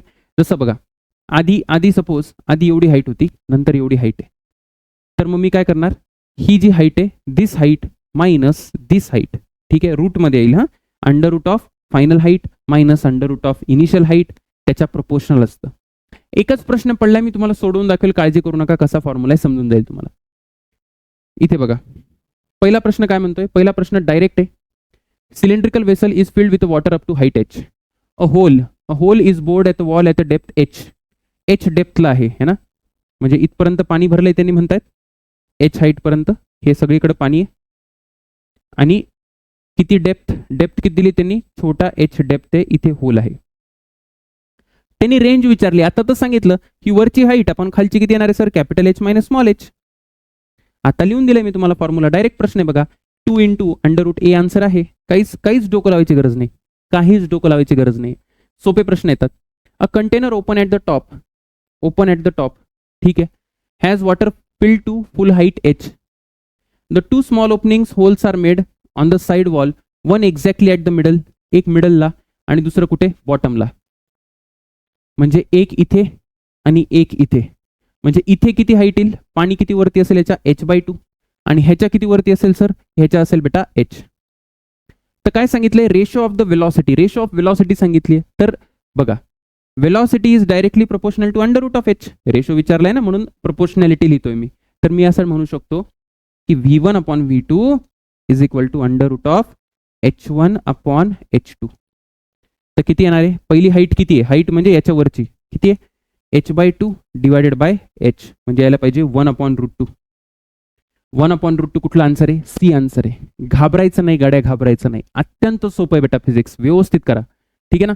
पुढे बघा, a cylindrical contains water up to height h. त्यांनी विचारलं v1 v2 v3 ची. तर वरच्या ज्याच्या जितकं जास्त वरती पाणी असेल ना तेवढं स्पीड असते, कारण अंडर√2gh, h म्हणजे वरचं पाणी, मग सगळ्यात जास्त v3 असेल, मग v2 असेल, मग v1 असेल. तर आन्सर बी. हा एक थोडासा चांगला प्रश्न आहे. A water barrel stands on the table of height H. आता त्यांनी काय केले, एका टेबलवर वॉटर बॅरल आहे, ठीक आहे. हा टेबल किती आहे, टेबलची हाईट दिली असेल बघा त्यांनी, एच हाईट टेबलची दिली आहे. पुढे काय सांगितले, small hole is made on the wall of the barrel at its bottom. इथे होल क्रिएट केले त्यांनी. The stream of the water coming out of the hole strikes the ground at a horizontal distance R, म्हणजे हा R आहे. पुढे काय म्हटलंय त्यांनी, the depth D of the water in the barrel is, depth D of the water, depth म्हणजे काय, म्हणजे ही डी आहे, हे विचारले त्यांनी आपल्याला. मग आता कसं करायचं सर, सोपं आहे बेटा, नीट लक्ष दे. आता रेंजला तो फॉर्म्युला लागणार नाही, का नाही लागणार, कारण आता वरचं आणि खालचं बदललं ना, वरचं आणि खालचं बदललं, आलं का लक्षात तुला. कारण हे कसं होतं, याला ग्राउंडवर ठेवल्यावर तो फॉर्म्युला आहे, आता तसं नाही आहे. आता मला सांगा, इथून जी स्पीड येईल ती कॅल्क्युलेट करता येईल आपल्याला. v इज इक्वल टू येईल अंडर√2g, त्याच्यावरती किती पाणी, d. आलं. आता मला जर हे पाहिजे असेल, प्रोजेक्टाईल मोशन 11वीचं थोडं जरी तुमचं क्लिअर असेल तर तुम्हाला एक माहिती असेल की रेंजचा एक फॉर्म्युला होता, horizontal component of the velocity, अशा वेळेस horizontal into time of flight. इथे टाइम ऑफ फ्लाईट जो असतो, वरून दगड असा जर हॉरिझॉन्टल फेकला तर खाली यायला किती वेळ लागतो, तो असतो बेटा vx इंटू अंडर√2h/g. इथं h म्हणजे काय, h म्हणजे जमिनीपासून जी हाईट येते, जमिनीपासून हाईट, ठीक आहे ना. हे तुम्हाला जर माहिती नसेल तर लक्षात राहू द्या, हे असा फॉर्म्युला असतो म्हणून. आता हा चांगला प्रश्न आहे म्हणून थोडं तर बेसिक माहिती पाहिजे. तर अंडर√2gd इंटू अंडर√2h/g, म्हणजे अंडर√2h/g. तर इथे येईल बेटा r. तर याला काही नाही, जी कॅन्सल, सगळंच कॅन्सल होतंय बहुतेक. थोडंसं जर व्यवस्थित केलं तर काय यायला पाहिजे, याला r² is equal to 4dh. तुम्हाला काय पाहिजे, तसंही d पाहिजे ना, तर r²/4h. काही प्रश्न चांगले असतील तर प्रश्नांना रिस्पेक्ट करणं शिका, ठीक आहे ना. काही प्रश्नांना डोकं लावावं लागतं, सगळं फ्रीमध्ये नाही बेटा. मी परत एकदा सांगतो, तुमचा गोल 50 पैकी 50 स्कोर करणं नाहीये. 40च्या वरती गेले तरी सुद्धा 99.5च्या वर आरामात पोहोचता तुम्ही, आरामात 99.6, 7, 8 पण जाऊ शकता, काही हरकत नाही. A tank filled with water of density rho. हा चांगला प्रश्न आहे, कारण इथे शॉर्टकट नाही आहे. का शॉर्टकट नाही सांगेल. पाण्याची डेन्सिटी दिली आहे, ऑइलची डेन्सिटी दिली आहे, पाणी आणि ऑइल आहे टँकमध्ये. Height of the water layer is 1 metre. And oil layer is 4H metre. पाण्याचं दिले हाईट त्यांनी 1 मीटर आणि ऑइल किती दिले 4H दिले. Velocity of efflux opening from the bottom of the tank is. आपण एकाच डेन्सिटीचं लिक्विड सॉल्व्ह करत असतो है ना, √2GH. तिथे फक्त वॉटरच असतं बेटा, इथे वॉटर आणि ऑइल दोन्ही आहे. मी करून देतो, एक प्रश्न केलं तर थोडीशी क्लॅरिटी येईल. तसा प्रश्न आला परीक्षेमध्ये तर तुम्ही करू शकाल. ठीक, माझ्याकडे इथे पाणी खाली असेल, लाईटर आहे म्हणून है ना. इथे वॉटर आहे, किती वॉटर आहे सर 1 मीटर. 1 मीटर वॉटर आहे आणि इथे 4H मीटर. इथे काय सर, हे बघा, हे वॉटर आणि इथे असणार आहे ऑइल. आता मला 2 पॉइंट पकडावं लागतील. छिद्र कुठे, इथे इथे कुठेतरी केले. तर इथली वेलॉसिटी मी V2 पकडतो आणि हा पॉइंट 1 आहे ना, आणि हा किती आहे सर, हे V1 बेटा. हा V1, हा V1. आता दोन्ही साईडला आपण बर्नॉलीचं काय म्हणतात त्याला इक्वेशन लावू. बर्नॉली इक्वेशन लावता येईल आपल्याला. आता एक गोष्ट लक्षात ठेवा, कारण याचा एरिया फार मोठा कन्सिडर करतो आपण, तर V1 ची किंमत 0 येते. ठीक आहे, हे माहिती पाहिजे तुम्हाला. V1 इज इक्वल टू 0, कारण खूप मोठा एरिया आहे तर त्याचा आपण स्पीड पकडत नाही. मग आता इथे कसं येईल, तर सगळ्यात पहिले इथली जे मला काय लिहावं लागेल, इथे पोटेन्शियल एनर्जी लिहावं लागेल. बरोबर आहे ना. इथे ॲटमॉस्फेरिक प्रेशर, सगळ्यात पहिले प्रेशर काय येईल, इथे ॲटमॉस्फेरिक प्रेशर येईल, कारण हे वरती एक्सपोज्ड आहे. प्लस आता इथली पोटेन्शियल एनर्जी कशी लिहायची. पोटेन्शियल एनर्जी लिहिताना H × ρ × G, पण इथे दोन वेगवेगळे लिक्विड आहे, मग तसं नाही करता येत. मग काय करायचं, जेवढं ऑइलचं आहे H ऑइलचा लिहायचा, वॉटरचा जेवढा आहे तेवढा लिहायचा. बघा मी लिहून दाखवतो तुम्हाला, नीट लक्ष द्या. हाईट ऑफ ऑइल किती बेटा 4H, नीट लक्ष द्या. नंतर डेन्सिटी ऑफ ऑइल दिली का मला, ऑइलची डेन्सिटी दिली सिग्मा × G. हा ऑइलची पोटेन्शियल एनर्जी झाली H ρg. प्लस वॉटरची हाईट किती आहे 1 मीटर. 1 मीटर म्हणजे याची हाईट आहे. ठीक आहे, वॉटरची डेन्सिटी दिली का त्यांनी, डेन्सिटी रो दिली. बघा लिक्विड म्हणजे जे काही असेल, वॉटर नाही ते दुसरं लिक्विड आहे, डेन्सिटी रो दिली. इंटू किती येणार आहे, × G. आलो, ही अशी पोटेन्शियल एनर्जी लिहायची. कायनेटिक एनर्जी लिहायची गरज नाही. कायनेटिक एनर्जी का लिहायची गरज नाही सर, कारण ती 0च येणार आहे, कारण त्याची स्पीड काय, इथं स्पीड नाही आहे. आता इथे लिहिताना काय कराल, इथे लिहिताना कायनेटिक एनर्जी येईल ½ × आता इथे हे कुठलं लिक्विड आहे, हे वॉटर, किंवा याची डेन्सिटी काय रो, म्हणून इथे येताना लिक्विड तर वॉटरच येणार आहे, ऑइल तर येणार नाही, म्हणजे ½ × ρ लिहावं लागेल इथं V2². प्लस इथे प्रेशर किती येतं, ॲटमॉस्फेरिक प्रेशर. का, कारण हे छिद्र बाहेर आहे म्हणून आहे ना, जस्ट बाहेर, म्हणजे इथे ॲटमॉस्फेरिक प्रेशर आहे. त्याच्यानंतर काय सर, पोटेन्शियल एनर्जी तर इथं 0 होईल. पोटेन्शियल एनर्जी काय यायला पाहिजे, 0 यायला पाहिजे. मग आता जर तुम्ही हे कॅन्सल वगैरे केलं, कॅन्सल करा, इथून काय आन्सर येते बघा. इथून आन्सर जर तुम्ही बघितलं ना, तर V2 जर बघितलं तुम्ही, याला जर सॉल्व्ह केलं थोडंसं शिस्तीत, तर हा रो डिव्हिजनमध्ये येतो. रो डिव्हिजनमध्ये येतो, 2 तिकडे जाईल. रो डिव्हिजनमध्ये पाहिजे मला, सिग्मा नाही, रो डिव्हिजनमध्ये पाहिजे. आणि 2 पाहिजे इकडे, है ना, 2 पाहिजे. 2 तर कॅन्सल होत नाही आपला, 2 इकडे पाहिजे. हा 4 नाही, हा असं 2, म्हणजे हा आन्सर यायला पाहिजे. बी आन्सर गॅरंटेड. हा एक प्रश्न होता. हा परत हे असे प्रश्न आहेत की आता CET इतक्यात विचारायला लागले, घाबरायचं नाही, याच्यात शिकायचं फक्त. There is a hole of area A at the bottom of the cylindrical vessel. ठीक, the water is filled to height H and flows in a T second. Flows in a T second म्हणजे रिकामं होणे. If water is filled to height 4H, तर ते किती वेळात रिकामं होईल. तर मी तुम्हाला मगाशीच सांगितलं, जो रिकामं व्हायचा जो टाइम असतो ना, that is directly proportional to √HF minus √HI. तर इथे कसं करायचं बघा, T1/T2 इज इक्वल टू, पहिल्या केसमध्ये किती, पहिली हाईट किती होती त्याची, √H, मॅग्निट्यूडमध्ये म्हणतोय √H. नंतर 0, एमटी झाली ना, 0 झाली, √0 अपॉन दुसऱ्या केसमध्ये किती बेटा, √4H. पहिली हाईट 4H होती, मायनस नंतर एमटी व्हायला किती 0, फायनल हाईट किती आहे 0. हां, आता असं म्हटलं असतं की अर्धा वेळ व्हायला किती, अर्ध टाकी रिकामी व्हायला किती लागली, तर इथे √2H लिहिलं असतं. ठीक आहे, तर इथे किती येईल, जर तुम्ही नीट कॅल्क्युलेट केलं तर हे यायला पाहिजे 1/2, म्हणजे T2 किती आला, T2 is equal to 2 times T1. T2 is equal to 2 times T1, म्हणजे इथे T आहे तर इथे काय यायला आन्सर 2T. चांगले प्रश्न आहे, हां चांगले प्रश्न आहे. हायड्रोस्टॅटिक्सचा छोटासा पार्ट आहे, इथपर्यंत आला असाल तर हे पण बघून घ्या, कारण एकदम एक 15-20 मिनिटाचं लेक्चर आता. बघा नीट लक्ष द्या.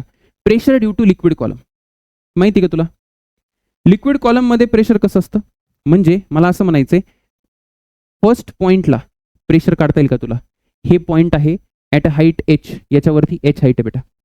तर कसं लिहितो आपण, सगळ्यात पहिले इथे ॲटमॉस्फेरिक प्रेशर लिहितो है ना, atmospheric pressure plus H rho g. तुम्हाला माहिती असेल खाली गेल्यानंतर प्रेशर वाढतं, मग कसं लिहितो आपण? Atmospheric pressure plus H rho g. ठीक, याला आपण ॲब्सोल्यूट प्रेशर म्हणतो, म्हणजे प्रेशरची एक्झॅक्ट व्हॅल्यू. अजून एक टर्म असते ज्याला आपण म्हणतो gauge pressure. Gauge pressure, gauge pressure म्हणजे काय की या प्रेशरमधून ॲटमॉस्फेरिक प्रेशर मायनस करायचं. कुठल्याही प्रेशरमधून ॲटमॉस्फेरिक प्रेशर मायनस केलं तर गॉज प्रेशर आपल्याला मिळतं. लक्षात ठेवा, बोर्डाच्याच पुस्तकातले पॉईंट सांगतोय, बाहेरचे नाही. त्याच्यानंतर हॉरिझॉन्टल लेवलला प्रेशर काय असतं? सेम असतं. हॉरिझॉन्टल लेवलला प्रेशर सेम असतं, म्हणजे P1 is equal to P2 at same horizontal level. एक गोष्ट लक्षात ठेवा, काय की हे जे प्रेशर आहे बेटा, हे जे आपण लिहिलो है ना, हे एच रो जी, तर हे जे प्रेशर आहे, प्रेशर कशा कशाला प्रोपोर्शनल आहे? Pressure is directly proportional to height, it is also directly proportional to density, it is also directly proportional to g. म्हणजे शेप साईज वर प्रेशर डिपेंड करत नाही, शेप साईजच्या इंडिपेंडंट असते. हे आलं का लक्षात? फक्त हाईटवर डिपेंड करतं. मी तुम्हाला सांगतो याचा अर्थ काय, याच्यावर सीईटीने प्रश्न विचारलाय. हा प्रश्न बघा, the pressure at the bottom of the tank. Bottom of the टँकला जे प्रेशर आहे कशावर डिपेंड नाही करत? एरियावर नाही डिपेंड करत. हाईटवर करतं का? हाईटवर करतं, येस. डेन्सिटीवर करतं, yes. Acceleration due to gravity, yes. Pressure तिथे एरियावर नाही डिपेंड करत, direct formula h rho g, म्हणून डोकं लावायचं नाही. ठीक आहे, तर मग याने विचारलं डज नॉट डिपेंड. मग डज नॉट डिपेंड म्हणजे हे करेक्ट आन्सर आहे. करेक्ट आन्सर हे बोर्डच्या पुस्तकात दिले बघा. तुमच्या बोर्डच्या पुस्तकात असं दिलंय, म्हटलंय की how the pressure will be to the reference line. या तिन्ही केसमध्ये सपोज मला इथे इथे आणि इथे प्रेशर विचारलं, तर प्रेशर काय राहील? तर सेम राहील. सेम का बरं सेम राहील सर?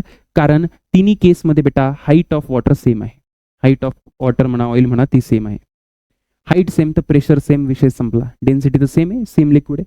आलं लक्षात?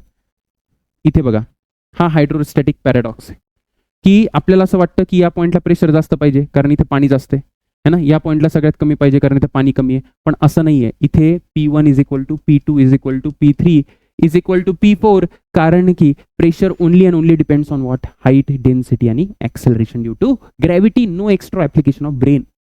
ओके, पुढे बघा, 3 vessels shown in the figure have the same base area. तिघांचा बेस एरिया काय? सेम आहे. फोर्स विचारले बेटा, काय विचारले? फोर्स. आता फोर्सचा काय फॉर्म्युला असतो? फोर्सचा फॉर्म्युला असतो force is equal to pressure into area. Area तर सेम आहे, मला प्रेशर बघायला लागेल. आता प्रेशर, तर मला एक सांगा, इक्वल व्हॉल्यूम. इक्वल व्हॉल्यूम म्हटलंय, इक्वल व्हॉल्यूम. व्हॉल्यूम इक्वल आहे. व्हॉल्यूम काय असतो सांगा बरं मला? व्हॉल्यूम असतो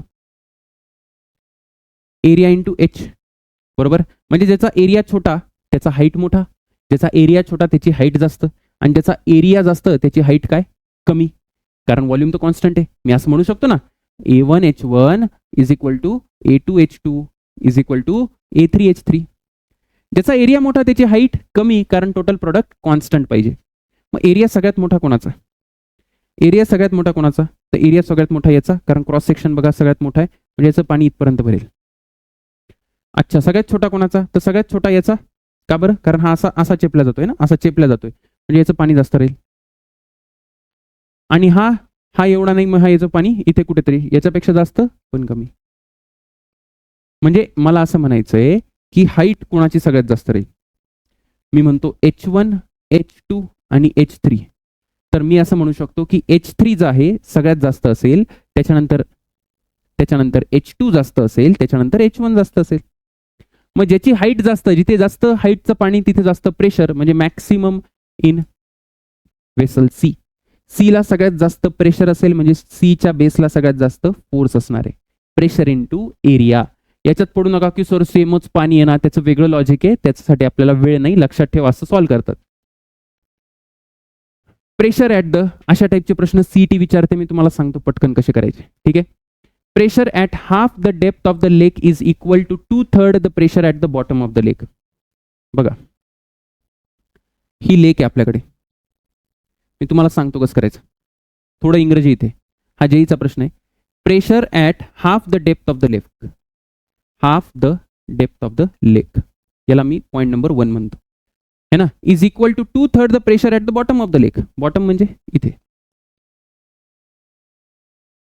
तर ते म्हणतायत की pressure at half the depth of lake म्हणजे P1 किती आहे? 2/3 आहे कोणाच्या, बॉटमच्या. असंच म्हणायचंय त्यांना, बरोबर, हेच इंग्रजी म्हणते. आणि काय विचारलंय त्यांनी, तर depth H of the lake is, काय विचारले, एच डेप्थ विचारली लेकची, म्हणजे डी विचारलाय मला.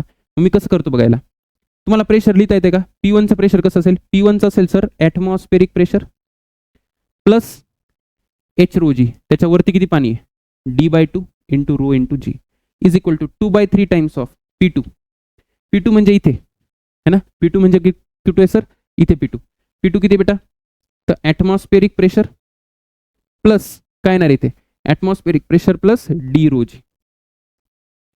याला सॉल्व करा, 100% आन्सर येईल तुमचं. याला सॉल्व जर केलं ना 100% आन्सर यायला पाहिजे. तुम्हाला डी फाइंड करायचं, बघा डी फाइंड करायचं आहे, ठीक आहे. सॉल्व करून बघा काय येतं आन्सर. फ्लोटिंगवर काही प्रश्न आहेत. फ्लोटिंगवर काय सर, फ्लोटिंग माहिती आहे का तुम्हाला काय असतं, फ्लोटिंग म्हणजे तरंगणे है ना. फ्लोटिंगची कंडिशन असते, फ्लोटिंग कधी होते, मला हे लहानपणापासून माहिती, काय माहिती सर, की फ्लोटिंग तेव्हा होते जेव्हा डेन्सिटी ऑफ सॉलिड, म्हणजे हे जे काही सॉलिड यायचे जे डेन्सिटी जर रो पकडली that is less than or equal to density of liquid, बरोबर आहे, तेव्हाच फ्लोट होतं. कळालं तुला इथपर्यंत, येस सर. आता याला बेटा फ्लोटिंगची कंडिशन अजून काय, कंडिशन काय फ्लोटिंगची, तेव्हाच फ्लोट करतो जेव्हा इक्विलिब्रियम मध्ये असतो. इक्विलिब्रियम म्हणजे कळतं का तुला, इक्विलिब्रियम म्हणजे net upward force is equal to net downward force. म्हणजे मला असं म्हणायचंय की खाली लागेल वेट आणि वरती लागेल बॉइंट फोर्स. हा रेस्टला आहे बरं का, इथं विस्कस फोर्स घेऊ नको, ते मोशन मध्ये होतं, तर हे दोन्ही इक्वल पाहिजे. म्हणजे मला म्हणायचंय W is equal to B पाहिजे. W ला काय लिहू शकतो, वेटला लिहू शकतो व्हॉल्यूम, टोटल व्हॉल्यूम इंटू सॉलिडची डेन्सिटी त्याची into g is equal to, असंच येईल, येस सर. त्याच्यानंतर is equal to buoyant force काय, सबमर्ज पार्ट, जेवढा सॉलिडचा पार्ट सबमर्ज्ड आहे, volume of the liquid displace, म्हणजे हा छोटासा व्हॉल्यूम, एवढा volume into density of liquid. कधी पण बॉइंट फोर्स लिक्विडमुळे लागत असतो, म्हणून लिक्विडची डेन्सिटी इंटू जी. हे इक्वेशन लक्षात ठेवा. याचा एखादा प्रश्न करून दाखवतो तुम्हाला, कारण त्याच्यावर प्रश्न विचारलेत सीईटीने. काय sir, a cube floats in a water with 1/3 part outside. बघा पहिल्यांदा काय आहे ना, पहिल्यांदा एक क्यूब आहे, पाणी आहे ना, इथे काय आहे, इथे वॉटर आहे, आणि दुसऱ्या केसमध्ये म्हणता दुसरं लिक्विड आहे, तर इथे लिक्विड आहे, ठीक. तर सगळ्यात पहिले आपल्याकडे क्यूब आहे, क्यूब काय, हा 1/3 पार्ट बाहेर आहे, 1/3 पार्ट बाहेर आहे, म्हणजे V/3 बाहेर आहे, म्हणजे आतमध्ये किती असला पाहिजे, कॉमन सेन्स काय म्हणतो 2V/3, बरोबर. आणि दुसऱ्या लिक्विडमध्ये 3/4 पार्ट आउटसाइड आहे, या क्यूबचा 3/4V आउटसाइड आहे, म्हणजे आतमध्ये किती असला पाहिजे V/4, बरोबर. आता त्याची डेन्सिटी विचारली, काही करायचं नाही अशा केसमध्ये, बघा नीट लक्ष द्या. सरळ आपण इक्वेशन लिहू, मग अशी इक्वेशन लिहून दिली तुम्ही तुम्हाला, बघा हे लिहिलं होतं का, V rho G is equal to V submerge into g. काय इथे V म्हणजे त्याचा है ना, त्याचं जे काही आहे त्या क्यूबचा into rho into g is equal to V submerge. इथे किती सबमर्ज आहे बेटा, 2V/3 इंटू वॉटर, सिग्मा म्हणजे लिक्विडची डेन्सिटी, म्हणजे डेन्सिटी इंटू वॉटर इंटू जी. तसंच इथे काय लिहावं लागेल मला, इथे पण V into rho into G, कारण सॉलिड तर नाही बदललं, इकडे सॉलिड लिहितो रे आपण, इथे सॉलिड लिहितो आहे ना, सॉलिड नाही बदललं, इज इक्वल टू किती सबमर्ज आहे, आता किती सबमर्ज आहे, V/4 सबमर्ज आहे into density of that liquid into g. बघा हे दोन्ही तर इक्वल आहे, या दोघांना इक्वेट करा, इक्वेट केल्यावर काय येईल, इक्वेट केल्यावर यायला पाहिजे 2V/3 rho WG is equal to V/4 rho LG. G गायब झाला, त्याच्यानंतर VV गायब झाला, मला लिक्विडची डेन्सिटी पाहिजे, किती येईल ती 8/3 times of density of water is equal to लिक्विडची डेन्सिटी 8/3, कारण वॉटरची डेन्सिटी 1 आहे म्हणून तिथे 8/3 आलं लक्षात, असं करायचं. हा प्रश्न बघा, हा प्रश्न काय सर, प्रश्न म्हणतो बेटा a solid cylinder of length L and cross sectional area A/5 is immersed. ठीक आहे, लेंथ दिली आहे आणि क्रॉस सेक्शनल एरिया देऊन ठेवलाय, असा इमर्स केलाय liquid with L/4 in the denser liquid, म्हणजे इथे L/4 आहे, इथे L/4 आहे, आणि इथे किती आहे, निश्चितपणे इथे 3L/4 असेल उरलेला. तर काय सांगितलंय, the lower density liquid is open to atmosphere. अच्छा, lower density liquid is open to atmosphere having pressure P not. ठीक आहे, मानलं. The density of solid cylinder is, त्याची डेन्सिटी विचारली, काहीच करायचं नाहीये. बॉइंट फोर्स, आता एक थोडंसं लक्ष द्या, इथे बॉइंट फोर्स वरती लागेल, असा बॉइंट फोर्स आहे, ठीक, आणि वेट खाली लागेल, याला बॅलन्स करायचं. फक्त कसं लिहायचं बघा, कारण आता डेन्सिटी बदलली ना लिक्विडची, म्हणून कसं लिहायचं, जसं मगाशी सांगितलंय तसं. कसं, सगळ्यात पहिले बॉइंट फोर्स मी लिहिताना लिहितो बघा, इथे काय लिहिलं, याचा व्हॉल्यूम 3L/4. 3L/4 म्हणजे 3V/4 ना रे, 3V/4 बरोबर आहे का. म्हणजे इथे काय लिहावं लागेल मला, इथे लिहावं लागेल 3V/4 इंटू त्या लिक्विडची डेन्सिटी रो इंटू जी झालं, प्लस V/4 उरलेलं V/4 into into into 3 rho into g, 3 rho into g, हा आला बॉइंट फोर्स. आणि वेट कसं लिहावं लागेल, वेट म्हणजे पूर्ण व्हॉल्यूम, त्याचा पूर्ण व्हॉल्यूम इंटू त्याची डेन्सिटी दिली का, त्याची डेन्सिटी दिली का, दिलीच नाही, तीच फाइंड करायची. तर V into rho dash into g, हे आलं वेट. दोघांना इक्वेट करा, कारण ते इक्विलिब्रियम मध्ये. मग कसं येईल, V rho dash g is equal to, इथे काय आलं पाहिजे, 3V/4 रो जी प्लस, इथे पण काय आलं पाहिजे, 3V रो G/4. आता जर तुम्ही नीट बघायला गेलं तर किती यायला पाहिजे, 3/4 प्लस 3/4 म्हणजे 6/4 म्हणजे 3/2 यायला पाहिजे बघा, 3/2 यायला पाहिजे, काही विषय नको, 3/2 यायला पाहिजे. शेवटचा पॉईंट राहिलाय पास्कल लॉ, एकदम छोटूसा पॉईंट आहे बेटा, मग आपला fluid mechanical properties of fluid संपला. ठीक, पास्कल लॉ काय म्हणतो, Pascal law states that pressure applied at any point of an enclosed fluid, जर फ्लुइड एनक्लोज्ड असेल बरं का, तसं बघा हे असं एनक्लोज्ड आहे, जर आता मी इथून काही दाबलं तर तिकडे ट्रान्समिट होतोय, दिस इज पास्कल लॉ.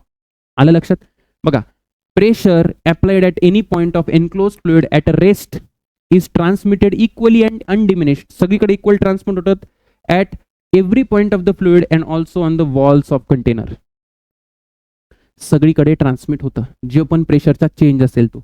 जसं आपण गाडीमध्ये ब्रेकिंग फ्लुइड असतं, ब्रेकिंग फ्लुइड म्हणजे काय बघा, हायड्रॉलिक ट्यूब्स, म्हणजे याच्या आतमध्ये काहीतरी लिक्विड असतं जे प्रेशर ट्रान्समिट करायला मदत करतं. जसा मी ब्रेक दाबला तर इथे ब्रेक पेडल आहे बघा, याला आपण मास्टर सिलेंडर असतं, इथे जसा ब्रेक दाबला म्हणजे मी काहीतरी फोर्स लावला, जे प्रेशर मी क्रिएट केलं इथे ते सगळ्या या स्लेव्ह सिलेंडर, स्लेव्ह म्हणजे जे मला माझी गुलामी करतात, गुलामी म्हणजे जे मला ब्रेक मारायला मदत करतात, म्हणजे इथे सगळीकडे प्रेशर ट्रान्समिट झालं. मग त्यांनी काय मला मिळालं, तर आता इथला एरिया दिला आणि इथला एरिया बघा, इथला फोर्स मला माहिती आहे, मी म्हणतो जे काही प्रेशर इकडे आहे F1/A1, जर मला इथे फोर्स काढायचा असेल तर मिळून जाईल F2/A2. बस एवढंच लक्षात ठेवायचं, पास्कल लॉ मध्ये F1/A1 is equal to F2/A2. हे कशामध्ये यूज करतात, ब्रेकिंग मध्ये यूज करतात. ठीक आहे, ब्रेकिंग मध्ये, हायड्रॉलिक ब्रेकिंग मध्ये. हायड्रॉलिक लिफ्ट, जर तुम्ही गाडी कधी भविष्यात कार घ्याल स्वतःच्या पैशाने आणि कारला जेव्हा तुम्ही घेऊन जाल कुठे वॉशिंग करायला, धुवायला, तर त्यावेळेस ती कार वरती कशी घेतात, तर इथे काय करतो आपण, इथे एक छोटंसं पिस्टन असतं आणि इथे मोठं पिस्टन असतं, मोठा एरिया असतो. ठीक आहे, तर इथे आपण काय करतो, इथे छोटासा फोर्स लावतो आणि त्या फोर्समुळे हा फोर्स मल्टिप्लाय होतो. कसा मल्टिप्लाय होतो तुला माहिती आहे, F1/A1 is equal to F2/A2, म्हणजे इथून काय येईल, F2 is equal to A2/A1 into F1.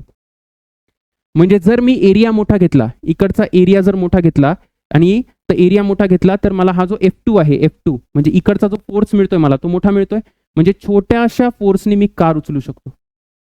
यालाच आपण हायड्रॉलिक लिफ्टिंग पण म्हणतो. ठीक आहे ना, हायड्रॉलिक लिफ्टिंग. मग इथे काही दिलं नाही बेटा, इन हायड्रॉलिक प्रेस म्हणजे तेच आहे, hydraulic press lift. The diameter of the piston of the small cylinder and large cylinder D1 D2 दिले. F1 is the force applied on the smaller piston, F2 on the larger piston. Is काहीच करायचं नाही, F1/A1 A1 म्हणजे किती येणार आहे, पाय D1² कारण एरिया असा असतो, F2/A2 म्हणजे पाय D2²/4. काय विचारलंय, F2 विचारलंय तर D2²/D1² into F1, D2²/D1² into F1. हा एक प्रश्न आहे बघा, काय प्रश्न आहे, piston of cross sectional area, मला क्रॉस सेक्शनल एरिया देऊन ठेवलाय आणि त्याच्यानंतर दोनदा देऊन ठेवलाय. बरं ठीक आहे, is use to hydraulic lift exert force पण दिलाय. The cross sectional area of another piston supports a car of mass इतकं. आता कारचं मास दिलंय म्हणजे F2 किती बेटा, F2 इज इक्वल टू कारचा मास 300 इंटू जी करावं लागेल है ना, म्हणजे आलं 3 × 10⁴ न्यूटन हा फोर्स आलाय. मग काही नाही करायचं, F1 upon A1 is equal to F2 upon A2. म्हणजे हे किती आलं? F1 upon A1 is equal to F2 upon A2. F1 किती आहे? 200 अपॉन A1 पहिला एरिया बघा किती आहे? 2 into 10⁻⁻2 is equal to F2 हा आला 3000 डिवायडेड बाय A2. इथून A2 काढून घ्या. इथून A2 काढता येईल तुम्हाला? हा 2 गेला, हा 2 गेला है ना. हा 10 टू दी पॉवर किती झाला? हा 10 टू दी पॉवर 4 आणि इथे 4. मग A2 किती आला? A2 यायला पाहिजे जवळजवळ 3 यायला पाहिजे. आता असा प्रश्न आहे सर, इथे 3 ऑप्शनच नाहीये यासाठी, कारण त्यांनी G9 पॉईंट 8 घेतलाय. आलं का लक्षात? गॅरंटेड आन्सर हेच पाहिजे बेटा है ना. 2.94 च्या आसपास म्हणजे तेच आन्सर पाहिजे. म्हणजे A2 इज इक्वल टू बरोबर आहे. फक्त कॅल्क्युलेशन बघून घ्या. हा बरोबर आहे, काही प्रॉब्लेम नाही. अशा पद्धतीने मेकॅनिकल प्रॉपर्टी ऑफ फ्लुइडचा द एंड झाला असेल. जर तुम्ही तिन्ही लेक्चर व्यवस्थित बघितले असतील तर खाली कमेंट करून लिहा डन. काही डाऊट असेल, काही अडचण असेल तर ते पण कमेंट करत चला. पुढचा चॅप्टर लवकरच येणार आहे, कायनेटिक थिअरी ऑफ गॅसेस. त्यासाठी तयार रहा. All the best.